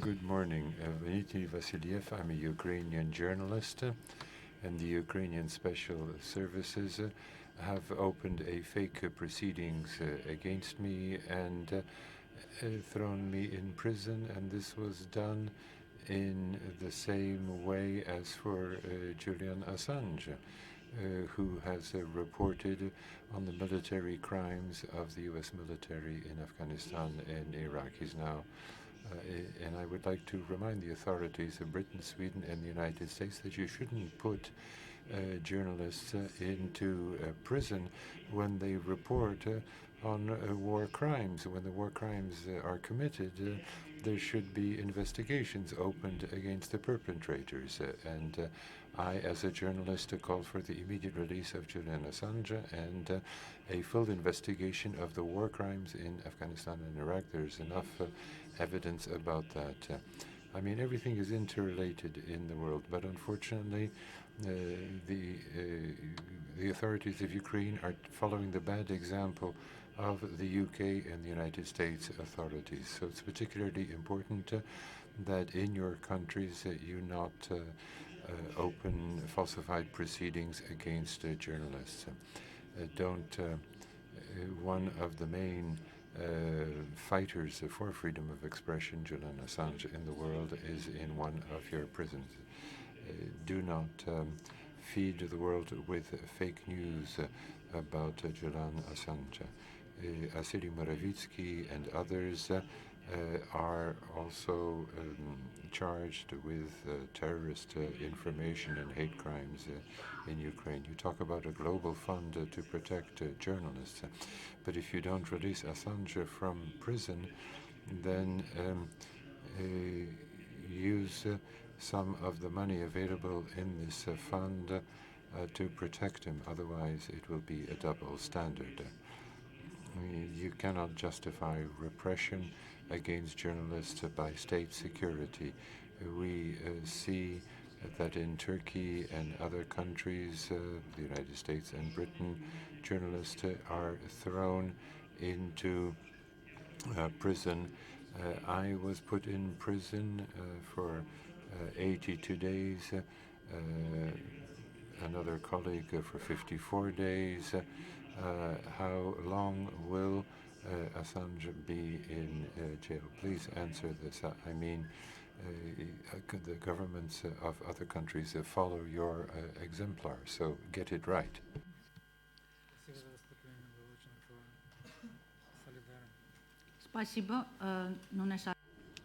Thank you. With the Media Initiative Center in Armenia, we have a reasonable rating for freedom of expression, but things are still in a gray zone when it comes to freedom of the press. There is a tradition of intimidation of journalists. It's true that in the short time after the revolution, it's not easy to change the old habits. There is a lot of good rhetoric in the state about freedom of journalists and safety of journalists. But given that even though the situation is overall positive, I do believe that we need some long-standing and well-entrenched guarantees. Physical intimidation of journalists is something that continues to occur, and we need to investigate all of the cases of that from before the revolution. Now, in any investigation by the mass media, there should be particular sensitivity. Journalists need to be given a special status. The police needs to be trained in the area of safety of journalists, especially in the event of demonstrations or when there is military conflict. This is also training that should be provided to judges and prosecutors. There need to be appropriate platforms for training of media representatives themselves as to how to protect themselves in the hotspot situations. And insurance companies should be providing special policies to protect the lives and the health of journalists and their family members.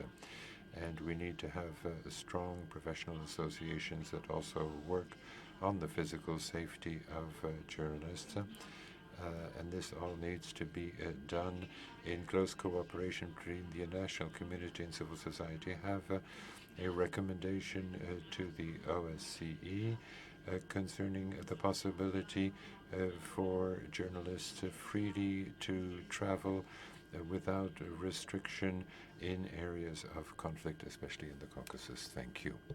Thank you for this and for contributing to mentioning different kinds of actors that are important to improve the safety of journalists and what they can do. Next speaker, Ukraine, followed by Kazimov, freelance journalist. Thank you, Ms. Moderator, distinguished audience. We view today's session as an important contribution to international efforts to protect journalists. Ukraine strongly condemns all attacks against journalists. Their safety must be guaranteed at all times. My country closely cooperates with the OSCE representative on freedom of the media, and we will continue to do so in the efforts to enhance media freedom and protection of journalists in Ukraine. Having taken important legislative measures to strengthen the safety of journalists and increase responsibility for obstruction of their work, the Ukrainian authorities give utmost attention to the thorough and impartial investigation of all cases of violence and intimidation of members of the media. Yesterday, a constituency meeting of the Council of Freedom of Speech and Protection of Journalists under the Office of the President of Ukraine took place, where its members were elected. They represent civil society, independent media, and media unions of Ukraine. The new council plans to focus on advancing of physical protection of journalists, including the work in situation of international armed conflicts, the ensuring standards of journalism, new legislative measures, and media self-regulation. There are parts of Ukraine territory illegally occupied by Russia where serious challenges confront the media and journalists and require constant attention by the RFRM. Temporarily occupied territories of Autonomous Republic of Crimea and certain areas of Donbass experience severe restrictions on media freedom and clampdown on free journalism, including harassment and violence against journalists. We call upon the international community to constantly monitor the situation on the peninsula. We also call about the need to immediately release Ukrainian media professionals who were illegally detained by Russian authorities on fabricated charges. Among them, Stanislav Aseyev, who was kidnapped by Russian fighters in Donetsk in June 2017, Osman Arif Mehmetov, Rustem Shaykhaliev, and many others. As a country suffering from the Russian aggression, Ukraine is alarmed over the climate of impunity for attacks of journalists in Russian Federation. We see a clear link between external aggression and domestic clampdown on human rights and fundamental freedoms in Russia. Russia remains one of the most dangerous places for journalists in the OSCE region, with the highest number of journalists brutally attacked and killed in the last 25 years.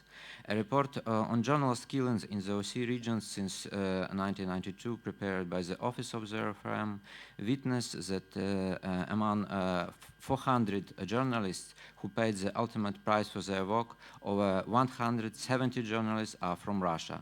The vast majority of the cases are not investigated and the perpetrators have not been brought to justice. Thank you, Madam. Thank you. I give the floor to Kazimov, freelance journalist, followed by Tajikistan. Thank you very much. I am Seymur Kazimov, freelance journalist in Baku. The position of the media in Azerbaijan corresponds to the places that our media occupy in the reports of international organizations. That is in the last positions. In general, the situation of the media in country should be viewed in several aspects. The difficulties created by the socio-political situation for journalists, the poor economic situation of journalists, and the absence of their social status and the level of teaching in journalism departments. They do not meet any standards. Official circles should proclaim freedom of speech one of the fundamental rights of a person and a citizen, as these principles determine the image of a state in the international community. Exiled journalist Afgan Mukhtarlı, whose wife initially reported him missing from their home in Tbilisi on May 12, 2017, surfaced the following day in a detention center in Baku. On January 12, 2018, a district court sentenced the journalist to 6 years in prison. It is third day we are witnessing debates between Russian and Ukrainian delegations. I would like to call attention of OSCE member states to another region of OSCE. It is South Caucasus, where journalism activity is restricted in the level of foreign countries. Russia occupied territories of Georgia and fully support occupation policy of Armenia against Azerbaijan. Limited access of Azerbaijani and Georgian journalists to the regions of their territories. Fundamental rights of freedom of movement are violated as a result of occupation policy. I would like OSCE member states to take into the consideration this fact in their statements. Thank you very much. Thank you. I give the floor for Tajikistan, followed by rights and freedoms of Turkmenistan citizens. Thank you very much, Madam Moderator, distinguished participants.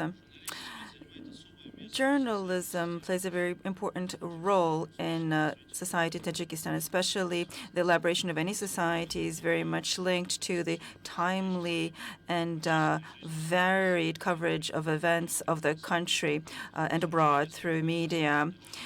The free press of Tajikistan started in the early 90s after we became independent. At that time, the first democratic law was passed on the press and other media. The basic rights and fundamental freedoms of citizens are, of course, linked to the freedom through the media, are established through our Constitution, which states that everyone has a guarantee of the freedom of the press and expression and the right to have access to information. Unfortunately, since 1992, a difficult period started for independent journalists in Tajikistan. After the civil war, the economy of the situation suffered that led to many victims, and extremist and terrorist organizations led to over 150,000 deaths, of which were many journalists. During that bloody period in the history of Tajikistan, we have seen that there are many pseudo-NGOs that have formed that are trying to claim that they protect the freedom of expression and the independence of journalism. Today, the situation with regard to the respect of the freedom of the expression and the press and increasing the role of media in society is being ensured by creating the appropriate conditions. For example, for the banning of access to information for journalists, there are laws that try to regulate that aspect of information. Any violation of the freedom of the press or the media by officials or the police and meddling in their professional activities can also be the cause for criminal sanctions, and journalists are very much protected. But the obligations of journalists are also included in these laws. Yesterday I said that in Tajikistan there is nothing that hampers the work of the media, and under the governmental decrees, all agencies of the government have to hold press conferences at least twice a year and to publish their activities. But also we might note that there are incidences when there are processes in place where a journalist uses his status in order to push their own agenda or to make a profit. This is something that happens every day. And so there are cases against journalists who are trying to pass themselves off as being political issues, but they're basically criminal cases. The free work and independence of journalists is provided by our laws in Tajikistan, and we will provide our specific recommendation to the Secretariat. Please respect the time, and I'll give the floor to Rights and Freedoms of Turkmenistan Citizens, followed by Citizen Research and Development Public Union. Thank you very much, Madam Moderator. In Turkmenistan, journalists can work freely. Only those journalists who are supporting the dictatorship of Ghamedov, together with his son and grandson, against all of those who are publishing insults against the independent media. The reason for this is that the international community is not protected and is vulnerable to threats against journalists because all authoritarian governments are not being considered individually. In states where there's a clear dictatorship for over 30 years now, it's very important to look at the trends, to be preventive, to read between the lines, and to respond to the threats that are presented by the government. Whenever foreign journalists come to Turkmenistan within a delegation, they are told not to go around the city, not to have contact with the local citizens. From the Ministry of Internal Affairs of Turkmenistan, they are assigned followers, and so when journalists tried to interview these citizens, they found out in the evening that if they try to do so again, the journalist will be deported, as opposed to the Germans who are protected by their own governments. Galina Kucherenko, who talks about the killing of animals in Turkmenistan, is also being persecuted. No one is ever going to write about the abuses by the relatives or the nephew of Berke Bremenov. Now, that journalist will either be put away for a long time or killed. The dictatorship doesn't limit its control over journalists within the country only. We see that journalists who work abroad are increasingly being threatened and being the victims of anti-Semitism. Now, journalists and the journalist communities need to demand that journalists in Turkmenistan need to be protected. They should no longer be persecuted.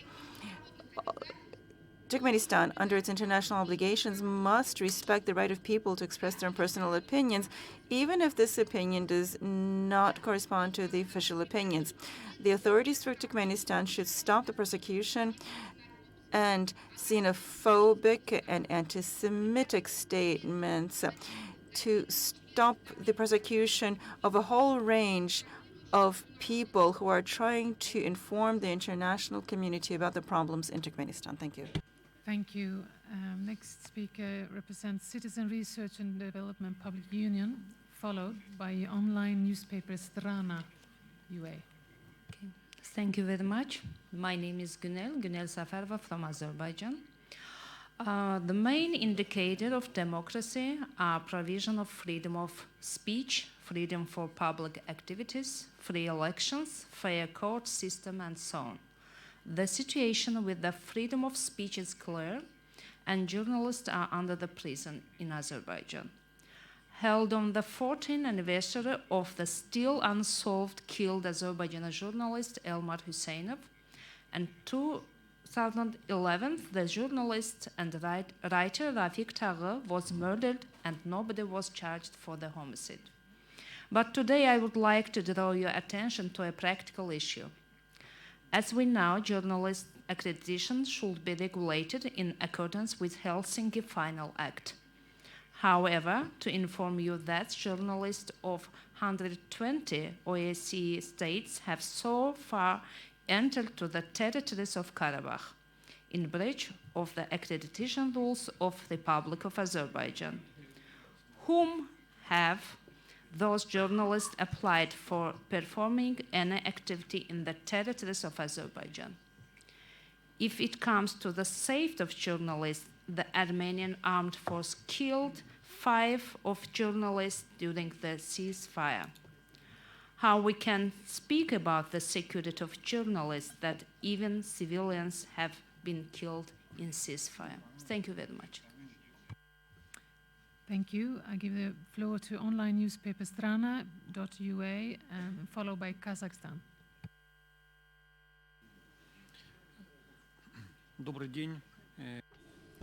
Good morning, Igor Gabuzheva. I'm the editor-in-chief of the online newspaper Strana.ua. Unfortunately, Ukraine is not a safe country for journalists, not only in the military conflict area. Pavel Seremetova was killed in Kiev. Radim Komarov has been killed, and there are no real investigations of these horrible cases. On an average, every 4th day, a Ukrainian journalist is beaten up, is attacked. And one of the main threats for journalists are the ultra-right nationalist organizations. They call journalists who are from Russia or pro-Russian to be agents of Kremlin. Under Poroshenko, a lot of organizations from the ultra-right had the support of the forces of law and order. A leader of one of these organizations announced in public in 2017 that he cooperated with the special services of Russia. I was attacked by such an organization during the Maidan events, but the police refused to investigate it. A year ago, some nationalists were beating up people in full view of cameras, but no one turned out to be accountable. So there is full impunity by these activities by the extreme right activists and militants. And after the change in regime, there was some hope that the situation will change. But much will depend on the reaction to our complaints. We, in July of this year, at a rally in Kiev, Alexei Cymbaluk, a well-known journalist, was beaten up. A criminal case was brought, but it turned out that the radical organizations could put enough pressure on the prosecutorial authorities for nothing further to be done. There are constant threats in the network against us. It's become a norm over the last few years, and yet in the criminal code of Ukraine, there is an article about posting such threats, but it is never applied. Just a few days ago, we lodged a complaint against an individual who has called for journalists to be beaten up, and that has essentially been ignored. Our recommendation is that international organizations could look very carefully at how there is investigation carried out of cases of attacks on journalists in Ukraine. The Ukrainian authorities may take that into consideration.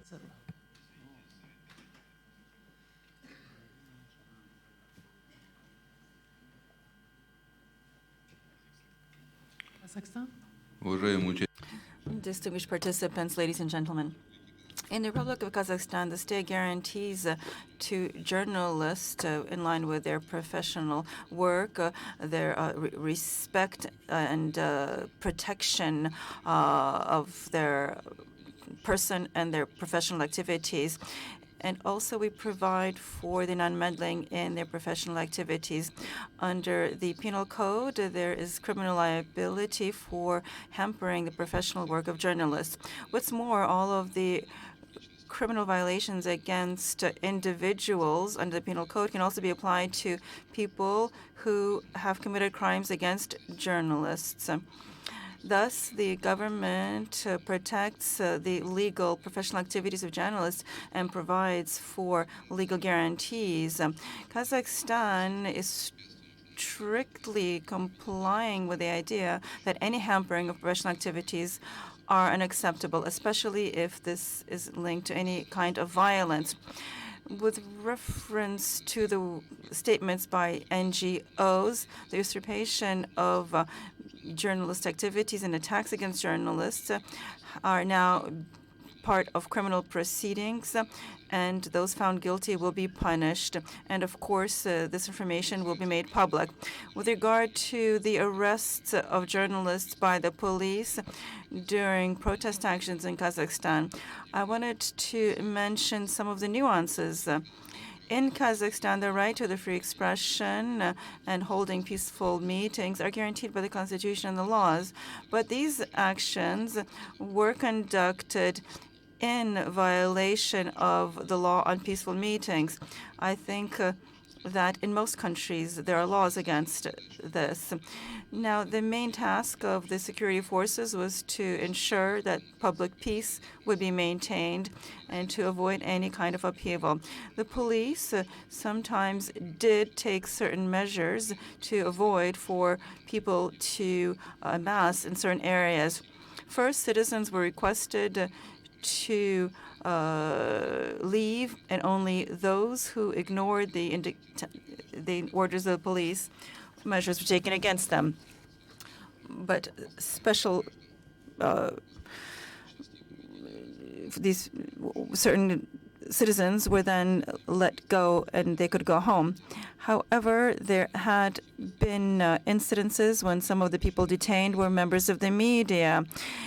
This was the case because certain people did not have any signs or symbols indicating that they were journalists. A number of measures have already been taken in order to protect journalists when they're conducting their professional activities. We have trainings for the police on how they should conduct themselves when working with journalists and to maintain order at the same time.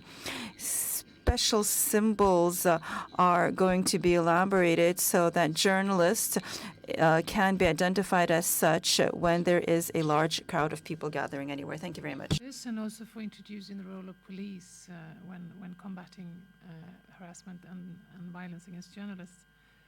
I give the floor to Azerbaijan Press Council, followed by Political Movement Group 24. Thank you, Azer Aslete. I'm a representative of the Azerbaijan Press Council. I'll express my opinion on a number of points. To begin with, I would like to touch on the issue of the mother of Ridan Hoseinov. This individual is continuing to try to take moral advantage of the death of his mother. This individual keeps saying in public that supposedly the authorities of Azerbaijan killed this lady. Now, may she rest in peace.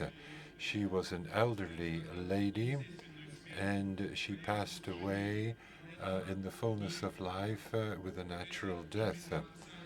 And this does relate to the topic because you keep giving him the floor, and he uses this to manipulate, to deceive people. I want him to stop deceiving everyone.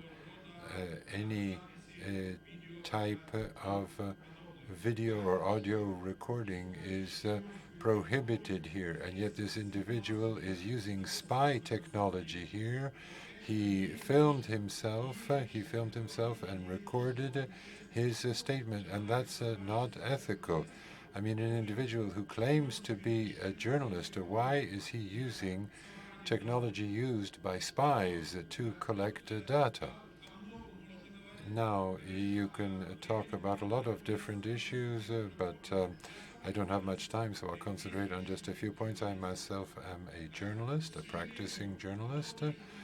Unfortunately, similar journalists like me who try to adopt a balanced approach to all authorities, to all political parties, are nevertheless subject to threats from these political emigres who live in Germany, France, and Belgium. And these individuals have been provided shelter, they've been provided asylum, and they openly threaten us. And they say that when we come to power, you'll have difficulty hiding from us. And why are the authorities like these countries, members of the European Union, why are they providing asylum to such individuals? I mean, they are acting outside the law when they threaten journalists in Azerbaijan. And I would like to stress one fact. The United States of America like to criticize everyone around the world. But why don't they talk about the fact that after the occupation of Iraq, in that country, more than 300 journalists were killed? Thank you. We have some more speakers to have the opportunity to contribute with constructive recommendations on solutions and how participating states can improve their work on safety of journalists. I would like to remind the participating states that if you like to exercise your right to reply, it's good if you please write your name on your country name on the list. I will give the floor to Political Movement Group 24, followed by Oxigeno per l'Informazione. Thank you, Mr. Moderator. I'm Nuruddin Rizoi from Tajikistan, representing here the Political Movement Group 24. Ladies and gentlemen, according to today's topic, I can say that the dictatorial regime in Tajikistan divides journalists into two categories, friends and foes. One who strictly follows all instruction of security service, promotes a cult of personality of Rakhmonov, and covers the events only in the interests of the ruling clan is friend. But independent journalists covering the information objectively are foes. Foes, according to Rakhmonov's category of journalists, did not remain almost anymore in the country. Dozens of independent journalists have left the country and live in European countries due to persecutions and pressures in recent years. And independent print media have been forced to close due to self-censorship.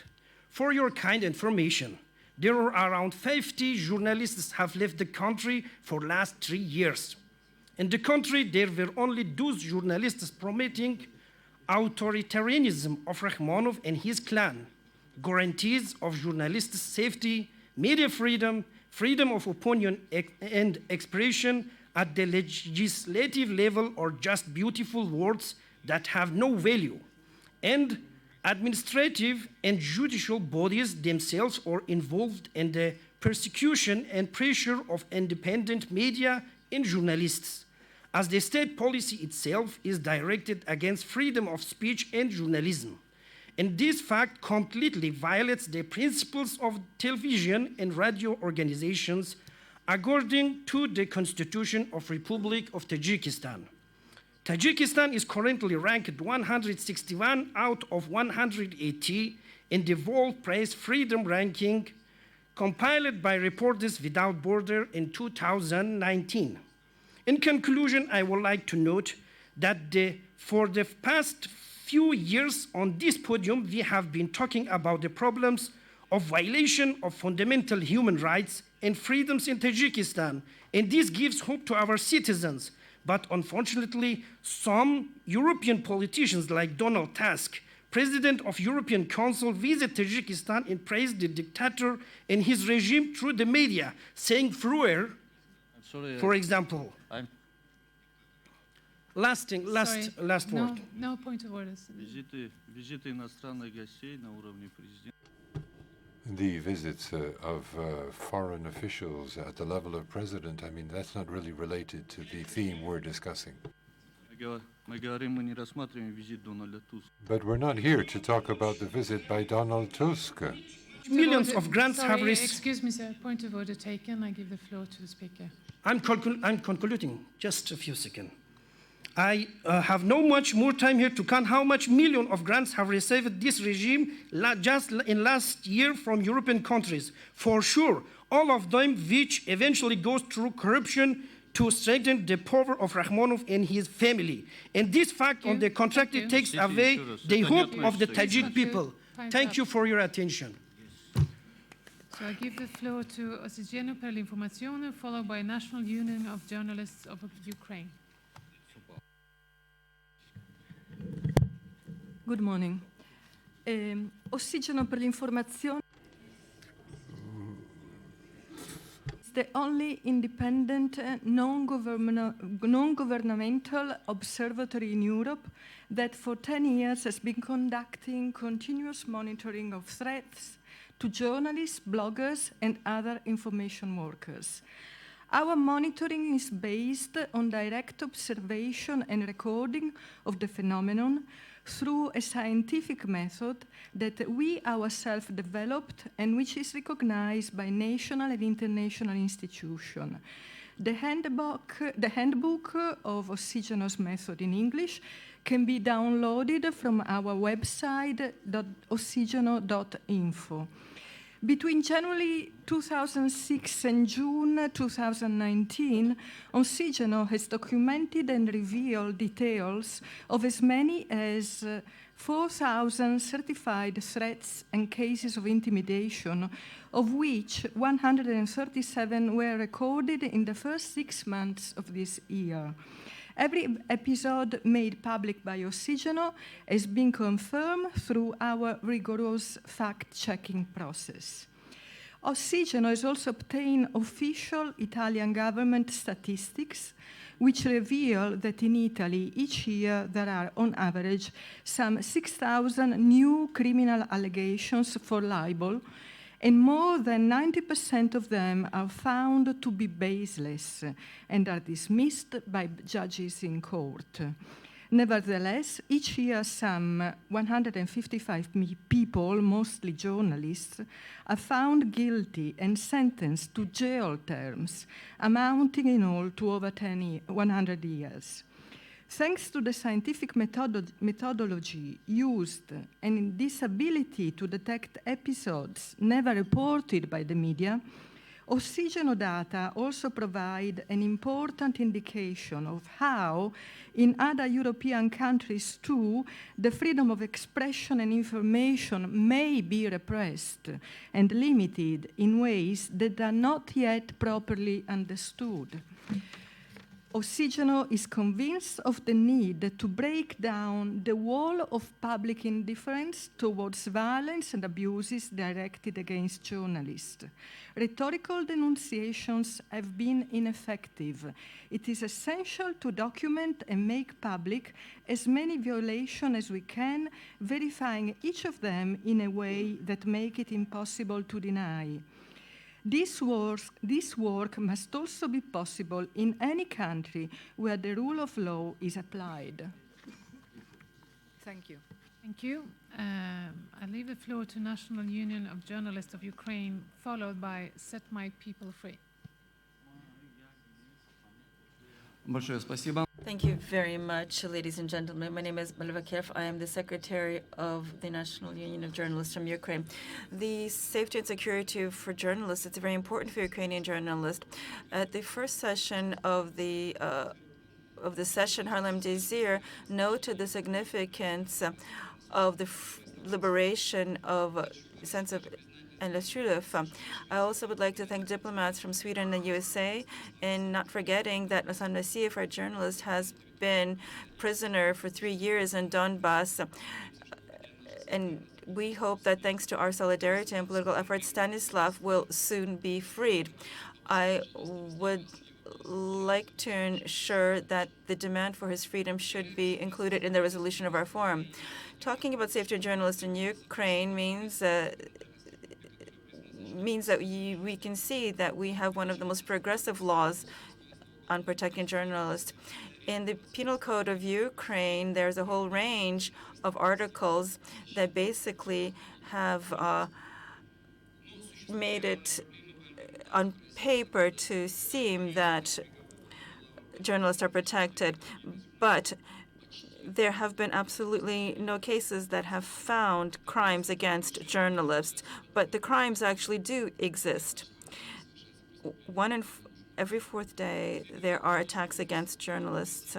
The OSCE Office for the Freedom of the Media provided a great deal of assistance to our efforts to protect journalists. Please continue to assist us. We value it very much. 3 years ago, Pavel Sheremet was killed in Ukraine. 3 months ago, my colleague was killed, Vadim Komarov. We worked on a project together. I would like to thank the representative of the United States who talked about the need to investigate this death, and the representative of Sweden. Unfortunately, the lack of investigation is systemic, and other journalists are also being threatened, myself as well. Our colleague yesterday said that we need to investigate intimidation and threats. The threats that existed before the crimes took place.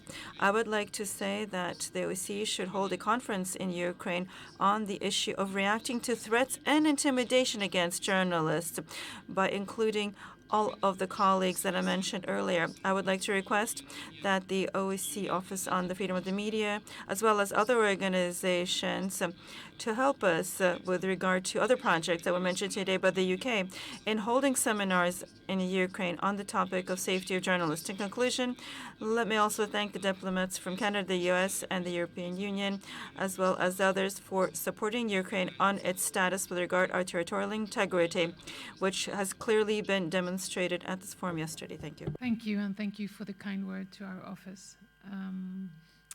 I give the floor to Set My People Free, followed by the public organization Human Rights of Crimea. Last week in Geneva, they were discussing about abolishing capital punishment.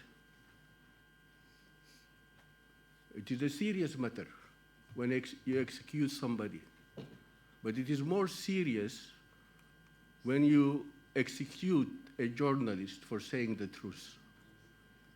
And as we have taken seriously to get rid of capital punishment, we have to take the murder of journalists very seriously. We need to know these people are heroes. They want to make our world a better world by bringing out the truth. And I think integrity is very key for journalists, because journalists without integrity is very destructive. And so extermination of journalists is the most violent act against freedom of expression. Powerful and inhuman weapon of censorship and to silence dissidents. It is a blackmail and a witch hunt. So we need to do something about this. We cannot remain silent. We need not to forget. We need not to forget Charlie Hebdo. We need to, I don't have all the names, but many have died in Africa, in Europe, because they were standing for truth. And time has come for us to demand justice. And I think it was a great step which was taken after the Second World War, when the hunt started for the perpetrators who committed the Holocaust. We have to take it serious to ask for justice for our friends, the journalists who are being murdered. It is a serious matter. We need to have solidarity with them. Solidarity. Solidarity. It is important to bring out the issue they were talking about. We have to share the weight of the responsibility with them, but many times we are afraid to speak out the truth. I was very, very disappointed by CNN and BBC after Charlie Hebdo incident for not bringing out the issue or even publishing the pictures or the caricature they have done. So we need to take it seriously and stand against censorship through violence. It is a serious matter, and I think it starts with the journalists themselves. We need to stand with them and not to forget. It starts with the journalists and also the support of the state. Thank you very much. Thank you for this engaged mobilization. And before I give the floor to the last speaker, I'd like to remind all the delegation that you have the right to reply, and if you'd like to exchange it, you can sign up to the on the list. The final organization on the list, speaker on the list, is the Public Organization Human Rights of Crimea. Damir Minadirov. My name is Damir Minadirov with Human Rights of Crimea. I'm a national Crimean. After the recent events, I started to document the violations of human rights. In February of 2016, the FSB found this rather inconvenient, and so they started to repress me. All of the media not in agreement with the official position of the new government in Crimea are termed illegal, and this has been done by the new authorities in order that the representatives of the official media be the only ones to provide information about Crimea. Some striking examples of repression of journalists. The Crimean television station was closed down, ATO was closed down, the Black Sea radio and television company was subject to repression for reporting on events in Crimea, and they had to leave. Vasulim Khalidov has been criminally charged. A professional journalist. Setumirov is subject to an administrative proceeding for organizing public meetings. Aloni Shevchuk has been repressed. Another journalist has been charged with illegally crossing the border with a view to engaging in his professional work. A citizen of Ukraine has been kidnapped, in effect, in Crimea and taken to territory of the Russian Federation. So there is an institution now of civil society journalism, if you will. Many members of society are using social networks and the internet to publish materials about criminal proceedings, to film events that are occurring, to provide witness testimony about repression by the forces of law and order. The Crimean Solidarity have started to publish material about criminal proceedings against Nikhmetov and others, professional journalists who are charged with terrorism. There is an attempt to provide discrediting information, and this is done in a violent and forceful manner. Without an anonymizer, you can't obtain information to information that discredits the prevailing authorities. So these civil society journalists are simply not able easily to function. Now, we need a mission of the OSCE. We believe there should be monitoring of the independent and impartial media, but such a mission should not limit itself to official sources of information. It's important to pay attention to bloggers, to political prisoners. That is the only way to understand the reality in Crimea. It's a few minutes to prepare your replies and use the opportunity to invite Tarlach McGonigal to give a few reflections from the discussion. Please.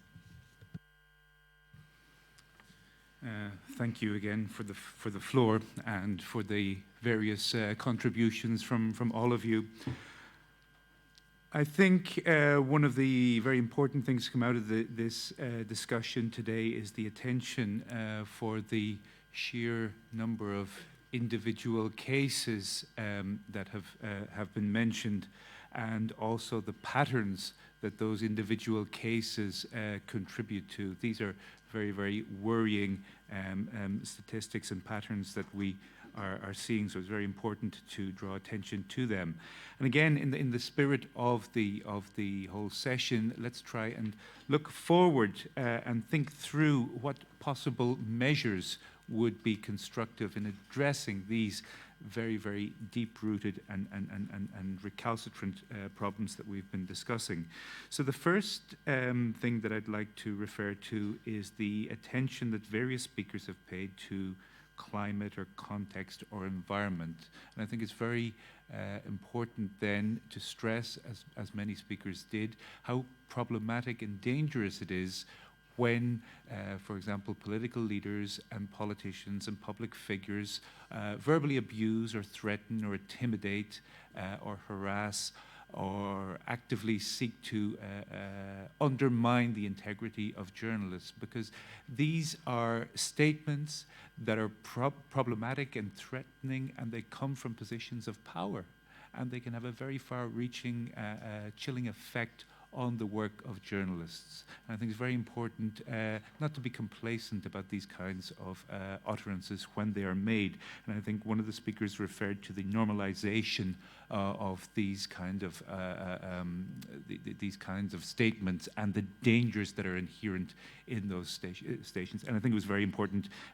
There was the Swedish delegate on behalf of the EU to also point out the dangers of indifference to those kinds of comments. We have to be actively opposing them, those kinds of statements.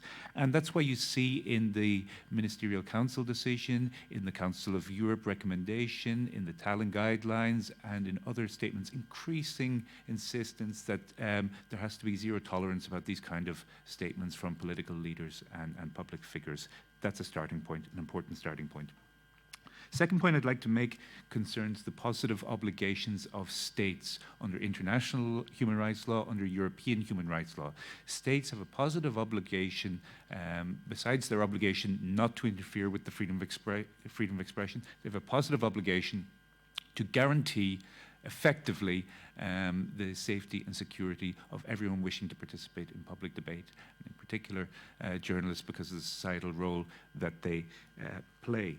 And another positive obligation that states have is to ensure that everyone, that there are legal and practical frameworks in place to ensure that everyone is able to effectively participate in public debate without fear, even when his or her views and opinions go against the grain of governmental or other opinions. Very important that public debate is robust. Now, one of the advantages of the Council of Europe's Committee of Ministers recommendation is that it's over 14 pages long, whereas the Ministerial Council decision is 14 points.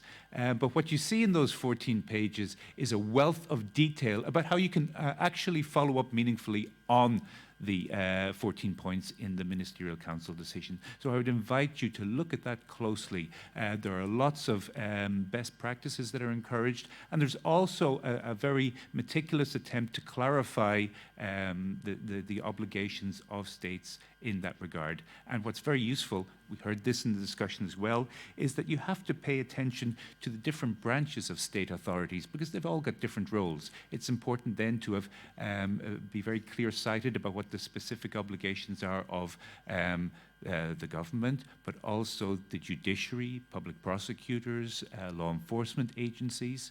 Okay, at a more general level, all of those obligations go in the same direction, but and concretely, there can be important differences there.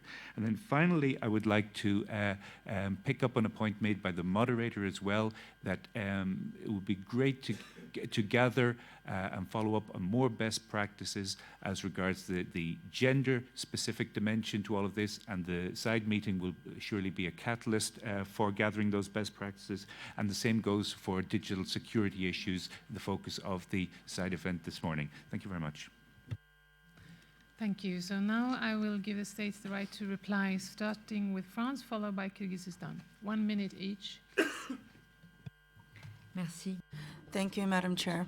I would like to use our right of reply of France after the statement by the Russian Federation. France's attachment to the freedom of the press cannot be called into question. All threats or attacks against journalists are clearly unacceptable. We have already mentioned in our statement the fact that certain yellow vests manifestations have meant that the security forces had to face violence against themselves or against the media. In this context, measures to ensure the safety of journalists were undertaken from the 30th of November of 2018. Another words even before the demonstration. Since the delegation of the Russian Federation chose to single out France, we would like to recall to the Russian Federation with regard to the Journalists Without Borders has placed Russia on 138th place with regard to the freedom of journalists, with regard to the pressure against independent media and the impunity for crimes against journalists in Russia. There have been hundreds. In 2017, there were many cases which have not been investigated against journalists. Russia is by far the most alarming country with regard to their track record with regard to safety of journalists. Thank you. Kyrgyzstan, followed by Serbia. I would like to comment on the statement made by the distinguished delegation of the United States and one of the NGOs concerning the Askarov case and the overall issue of freedom of expression in my country. Askarov is charged with mass disorder and participation, in fact, in the death of a member of the forces of law and order. Now, all of the appropriate legal procedures have been followed in full conformity with the Criminal Procedure Code. What is important for us is the end of the judicial proceedings. There has been a decision of the Human Rights Committee of the United Nations, and In accordance with the comments made, the case was reviewed under our international organizations, and all of the necessary steps are being taken to ensure the primacy of the rule of law. And now, according to Reporters Without Borders, Kyrgyzstan has improved its ranking on the freedom of expression list by 15 places. And we are ahead of 2 member states of the European Union on that list. Followed by Kazakhstan. Thank you. We would like to exercise our right of reply to the interventions by Independent Journalists Association of Serbia and the NGO Article 19. Serbia takes seriously the protection and safety of journalists, and our officials have strongly condemned all recent cases of assault on journalists and expressed determination to step up efforts to enable better working conditions for them. President Aleksandar Vučić recently stated that violence against journalists would not be tolerated, that journalists would be protected, and attacks punished more severely. It was proven by concrete measures taken in investigating assaults against journalists and bringing those responsible to justice, including the mentioned member of the ruling party. Some of these measures were also recognized and welcomed by the RFOM in his previous reports. Last July, our Minister of Foreign Affairs participated at the Global Conference on Media Freedom in London and signed the Global Pledge on Media Freedom as a sign of our willingness to address threats to media freedom and safety of journalists. During the previous period, representative of the Public Prosecutor's Office and the Ministry of Interior, together with representative of Association of Journalists, engaged constructively in subsidiary bodies such as the Working Group of Safety of Journalists and the Government's Commission for determining the facts found in the investigation of killings of journalists. Thank you very much. Just one more sentence, please. The work of these bodies has led to more efficient legal processing of cases of threats and assaults against journalists, but also to the long-awaited conviction of person responsible of killing of journalist Slavko Churovia. We would like to underline that the I need you to wrap up. mentioned Government's Commission is actively working in resolving remaining cases. The whole Give the statement floor will be to distributed. Kazakhstan, followed by Lithuania. Please keep your time.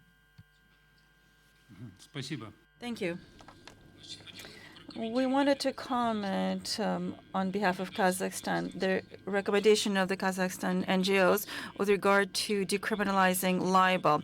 The standards for libel are included in many laws of countries. It means that the freedom of speech cannot be used to harm individuals or their rights with regard to the respect of other individuals. This is why in international law and in Kazakh law, we have limitations on the freedom of expression in order to safeguard the rights and respect for individuals. And Kazakhstan has also implemented this measure. This is why we do not believe would be a good idea to decriminalize this crime. Thank you very much. Thank you, and also for the time. Lithuania, followed by Uzbekistan. I would like to exercise my right of reply and respond to the allegations regarding the situation of freedom of expression in Lithuania. First of all, we should clearly distinguish freedom of media and situation when foreign state-owned media is used as a tool to spread propaganda, hate speech, and incitement to hatred. The spread of hate speech and incitement of violence and hatred is prohibited in Lithuania by law, which is in full compliance with our international obligations. We would like to remind that a Russian state-controlled company, Sputnik, portraying itself as media company, systematically spreads disinformation and hatred, questions the statehood and constitutional order of our country, and promotes hostile activities under the cover of press freedom. Furthermore, in European Parliament resolution adopted in 2016, Sputnik was named as one of the main information threats to the European Union. Lithuania has always encouraged media freedom and freedom of expression and will continue to adhere to the taken OSCE commitments in human dimension area, including freedom of media and safety of journalists. Thank you.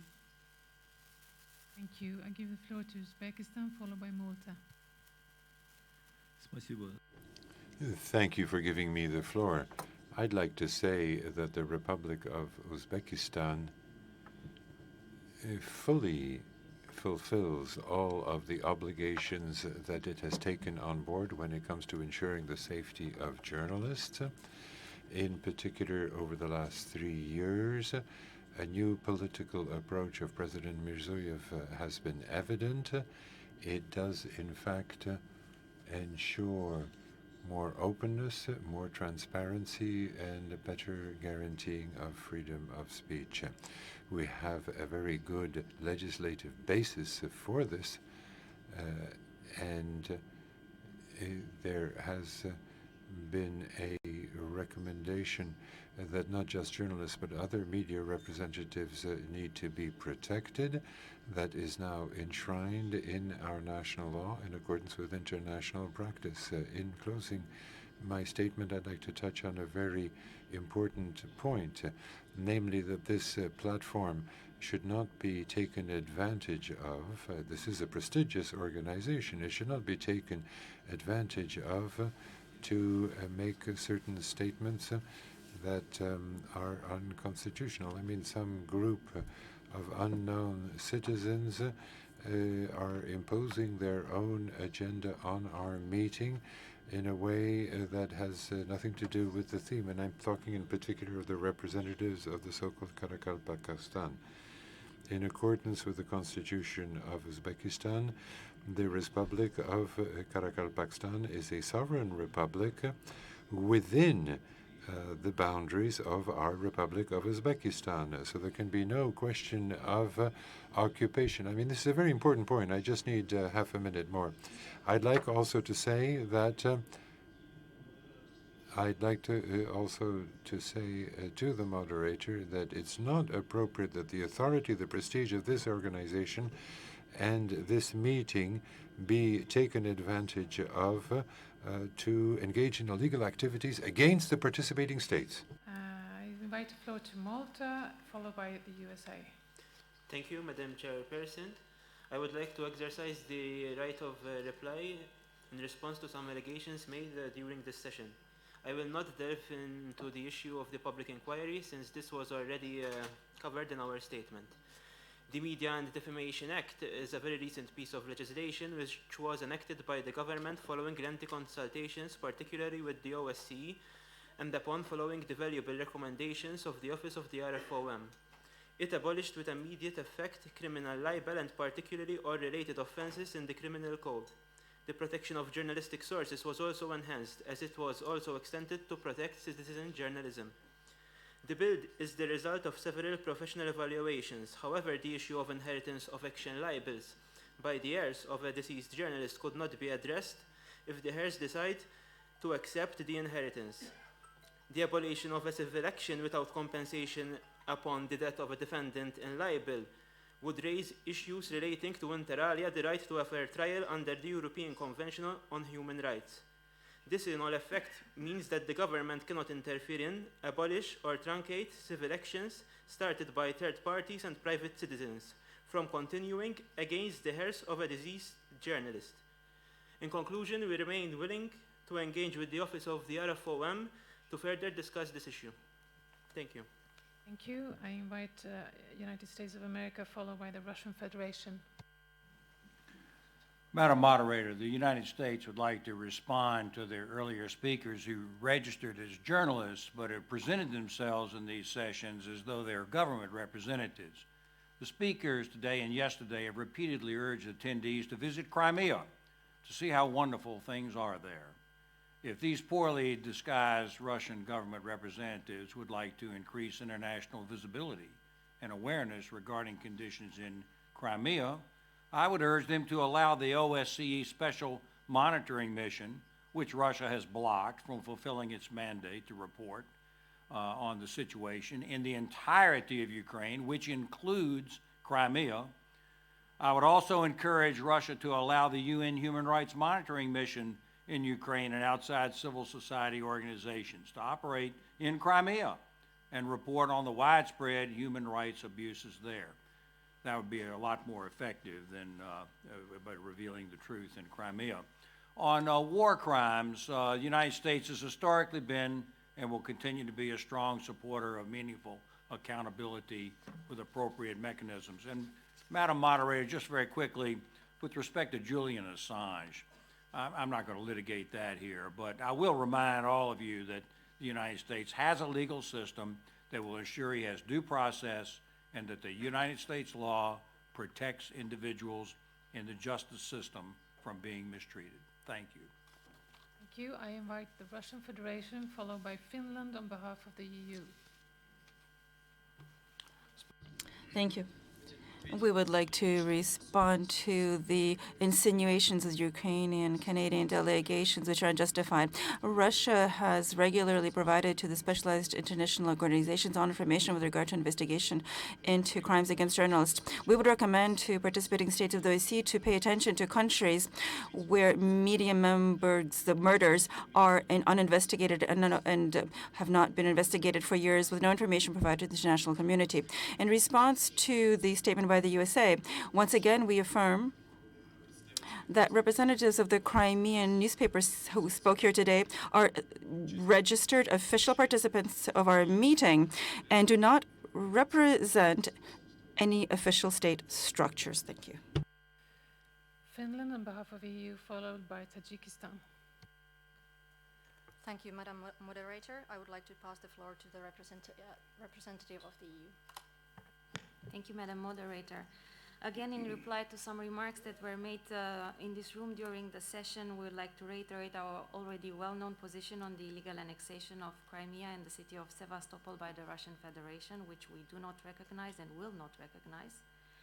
With regard to several remarks questioning who is a journalist, we want to state that journalism is a function shared by a wide range of actors.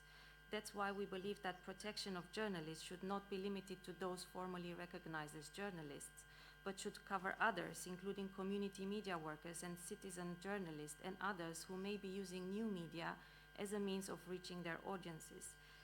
This is stated in the UN Action Plan on the Safety of Journalists and the issue of impunity. Again, we regret the attempts to whitewash the human rights situation in Crimea. They have not succeeded.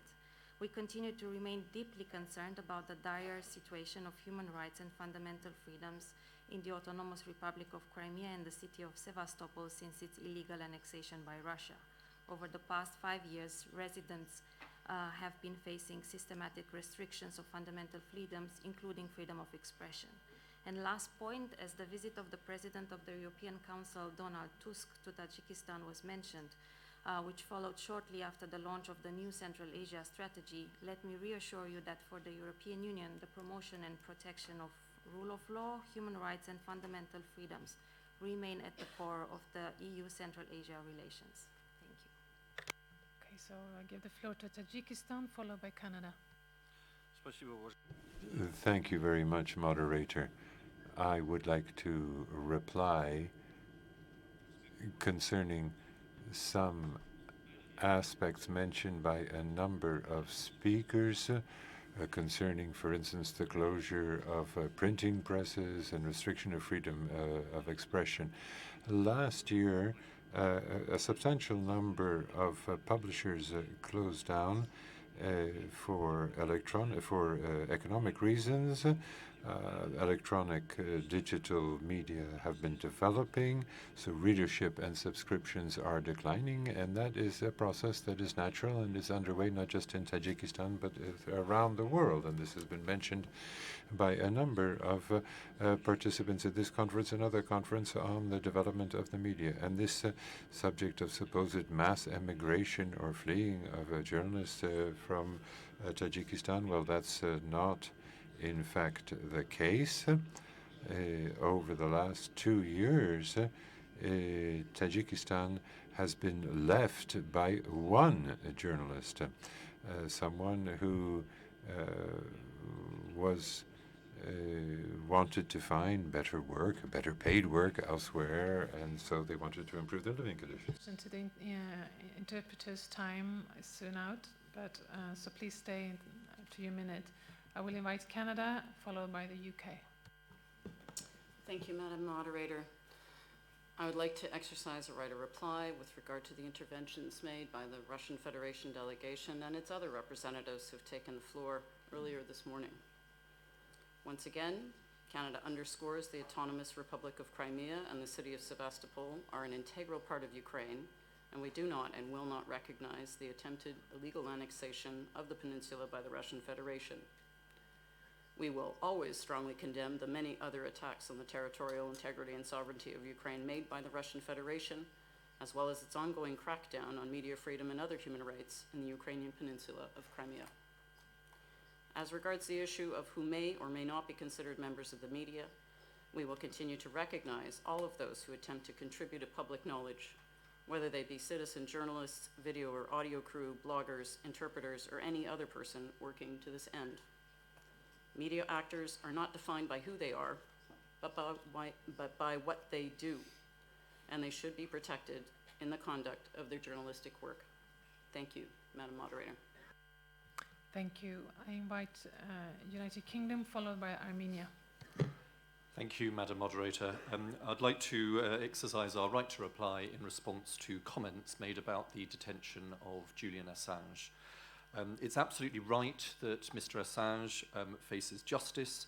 He has no more reason to escape justice than any other individual who is alleged to have committed crimes.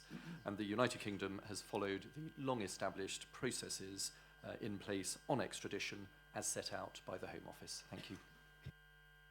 Thank you. Armenia, followed by Ukraine. Thank you, Madam Moderator. With your permission, I would like to refer again to the conflict areas and the access of journalists to those areas. The conflict areas are not about the territory, it's about the people who live there. And they have the full right, as any other human being, to be reported on their daily lives and their dealings, their policies, in a credible and free and responsible manner. And trying to impose any kind of restriction or ban to the travel of journalists to those areas, by the way, is not only infringement upon the rights of those journalists, but also a serious infringement about the rights of human rights of individuals and collectively. And also, the last point, Nagorno-Karabakh is a self-governing entity. It's a polity which is trying to build its life in line with the democratic principles. And trying to deny the right to them to be reported and to be presented is unacceptable. It was really encouraging to see how many Azerbaijani representatives of civil society have been reflecting on dismal and appalling policies of the Azerbaijani government in the field of freedom of media. But at the same time, I was really puzzled when speaking against the repressive policies of their own government. At the same time, they were trying to go in line with those repressive policies while denying the access of journalists to Nagorno-Karabakh. Thank you. Thank you. I invite Ukraine, followed by Albania. Thank you. In response to Russian delegation, I wish to remind Russia as party to the international armed conflict in Donbass about the need to implement its commitments under the Minsk agreements. Today, OSCE-SMM continue to clearly document numerous violations by Russian military and its proxies in Donbass, including shellings of a civilian population and infrastructure. In response to the so-called journalists from Crimean News Agency and Krymskaya Gazeta who presented Russian state propaganda narratives in this forum, I wish to remind that Autonomous Republic of Crimea and the city of Sevastopol are an integral part of Ukraine, which was illegally occupied by Russia in a violation of international law. Illegal attacks, threats, intimidation, and total ban on free media and repressions against journalists on the peninsula. All these facts since Russian aggression and illegal occupation of Crimea in 2014 are well documented in the independent international reports by the RFM, HCNM, ODIHR, UN Human Rights Monitoring missions, and others. I encourage those who want to learn truth about the situation on the ground to read these reports, and I also encourage to allow access for SMM and UN Human Rights Monitoring mission to Crimea. Thank you. Thank you. I invite Albania, followed by Azerbaijan. Thank you, moderator. In response to some allegation made, I want to underline that in Albania, the threats and intimidation against journalists are systematically condemned and investigated by the justice authorities. The audiovisual media authority is independent and it reports regularly to the Albanian parliament. The Code of Ethics of Journalists was prepared in March 2019 as a self-regulating instrument for journalists. On the other side, we are aware that further measures should be taken to implement consistently the legal framework. Albania is also fully engaged in respecting media freedom, also as part of its institutional obligations. At the same time, we are conscious that policies in promoting quality journalism and positive steps taken to implement them should in no case undermine media freedom and editorial autonomy. Albania remains fully committed to continue our genuine cooperation with the Office of RFOM. Thank you. Thank you. And before I close this session, of course, I would like to thank our interpreters working hard for us, and Tyler McGonigal, Professor. Was it as oh? I'm starting with a final speech, forgetting about Azerbaijan. Sorry, madam. No matter. Thank you very much. I would like to exercise my right of reply to the delegation of Armenia. Armenia distorts the principle of the people's right to self-determination adopted in international law. Attempts to impose that it may be applied in the form of unilateral secession for the Armenian minority living in Nagorno-Karabakh region of Azerbaijan.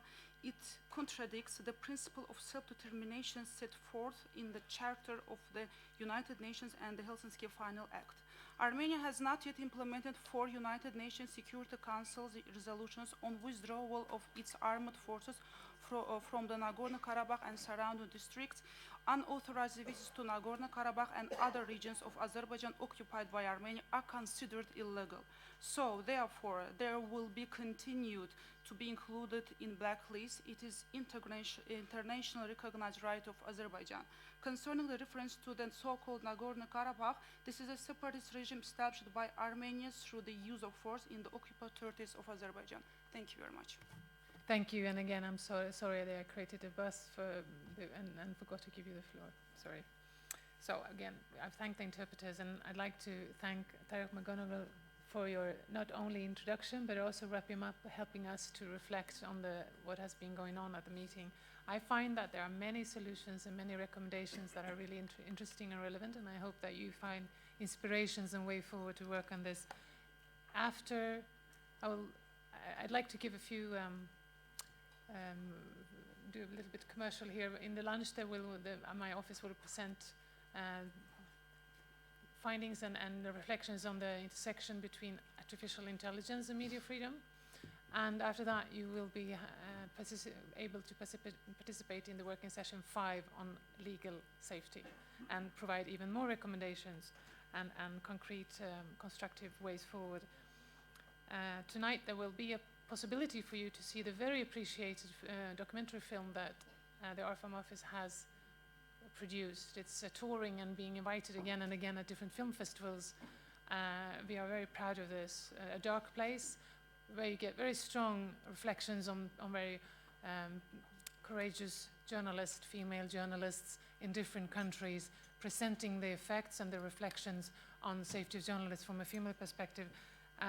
Concluding that women get 1/3 more problems than men do in the profession. I also been asked to inform you that tomorrow you are invited to see a feature film that is made by a very interesting director. So if you want that, you need to sign up today. Tickets are limited and can be picked up first time, first served basis. The film is the director of ODIHR who would like you to invite all at the HTIM for a reception and a film screening tomorrow. The film is called Love Sonia, and the event is at Kino Kultura, located at, help me out now, with 23 Kravkovsky Thank you, Andrea. Przemystie, across from Bristol Hotel. So if you find Bristol Hotel, you find it. 6:30 Thursday, tomorrow.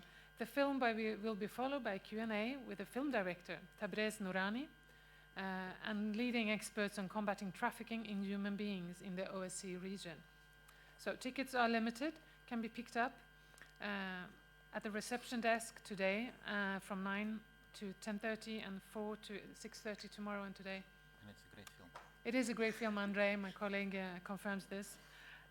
So please use this opportunity.